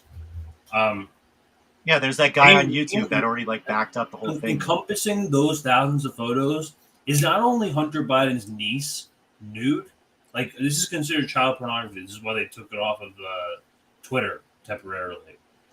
It actually the Marco Polo actually got censored on Twitter like temporarily for like to child pornography. Damn. This is Hunter Biden, so technically he should be being charged. Yeah, he should be the one. Right. Don't shoot the messenger. And there's also a photo of him and I believe like 6 young women like surrounding him. It's really gross. So like, I think there's also it's just also safe to assume there's a child trafficking operation on the table somewhere. Because beyond this Burisma, Ukraine, well, and that's why I would think that's speculation, but I'm just assuming that we can say that. I mean, I would think it'd be kind of interesting to go through the laptop and seeing if there's anything there beyond just the photos and stuff like that. There is. Like, I tried reading. I was doing a little bit more of like a deep dive before. The financial crimes are definitely interesting. You can tie like the entire family together with these transactions, and the way that it's just so sneaky accounting that the way that they do it, that it's like it's obvious at this point that they just a FOIA request and just doing some record searching. You can see like all the schemes that they're pulling. So, well, maybe things will come tonight. Like, it'd be great to see something about that stuff end up on mainstream media, but you only hear it on probably like Fox and Newsmax. It just shows it really shows how powerful the Biden family is. Yeah, you know, like way, way more powerful than just like him being. And I'm pretty sure like he was like given the presidency. Basis. We can apparently. It's now okay on YouTube to doubt the election, right? Yeah. Oh, thank goodness. Oh man. Maybe we get possible. We can say it all we want. The 2020 election was stolen. We all know the election. You gonna milk it? Bullshit on 2020. The 2020 election was stolen. So we would not be surprised. Now watch the entire channel get taken down. The 81 million votes. Yeah, right. Delete everything. They're going to delete everything tomorrow. The 2020 election was stolen. Do you hear me, YouTube? Linda, are you in there, Linda? That's great. So yeah, we'll definitely be scrutinizing that as the time goes on. But I would agree that like there's no way that Biden, 81 million votes, most votes for any candidate in the history of the United States. Joe Biden. Okay, Joe Biden. There's no way. All right, I'm going to bed, yo. All right. Well, that was a good show, man. Thank you let's guys wrap this up for joining us. Yeah, guys, make sure you can drop down a like or subscribe. If you're new here, we appreciate all subscribers, all new members. We had a pretty good show today. It was running. While you guys are here, I will say, like, I'm doing my first solo show on Thursdays, same time, 9 p.m. Eastern. So I want to see that. I think this week I'm gonna be going through. There's some more interviews that have come out with RFK Jr. and Marianne Williamson and Cornel West. And I kind of want to do like a foreign policy comparison on them, so people like a deep dive on like some I was curious about. I think it's important that people have the anti-imperialist perspective critique on them. So that's what I'm going to do on Thursday. It's insane to me that you can't find not even like an outside Democrat, not even one that is anti-Israel. They won't even. Well, no, and that's something that I'm going to talk about on Thursday. Is that you cannot be part of the DNC without, like complete tacit and like, what's the word I'm looking for? Complete impunity against Israel. Like you have to let them do whatever they want. You know how powerful the Israel lobby is, how powerful ADL is. So I'll definitely be talking about that stuff because I think it's important. And see some people who seem to be thinking that like one candidate may be better than others, and I just think that the only thing that really matters is foreign policy because we don't want to be freaking like foreign policy dictates everything. You think that you're going to provide people with healthcare with a it's like military budget like we have now? There's no way. It's connected. It's all connected. Foreign policy is connected to everything. It's like what Dudison said the other night with Jordan. He's like, you can't really. We're never going to, or he said it after show. He said, we're never going to get Medicare for all as long as like the primary focus is imperialism. As long as the primary focus is war, we need to end that first. So I'm not going to focus on their social issues because all these clowns can just talk a big game about how they're going to get us healthcare, how they're going to get us education, all this stuff. That's not important to me because that stuff's never going to happen. But a war could happen, Mm-hmm. So anyway, right, so check out Chris on Thursday. We appreciate y'all, and we hope y'all have a great night, everybody. Night. We have a couple other shows running up. Check the INN Twitter for that. We have INN News and Misty. How did we miss that? Some other things coming up. So be sure to check that out. Like, subscribe. Thanks, y'all. Thank you, guys.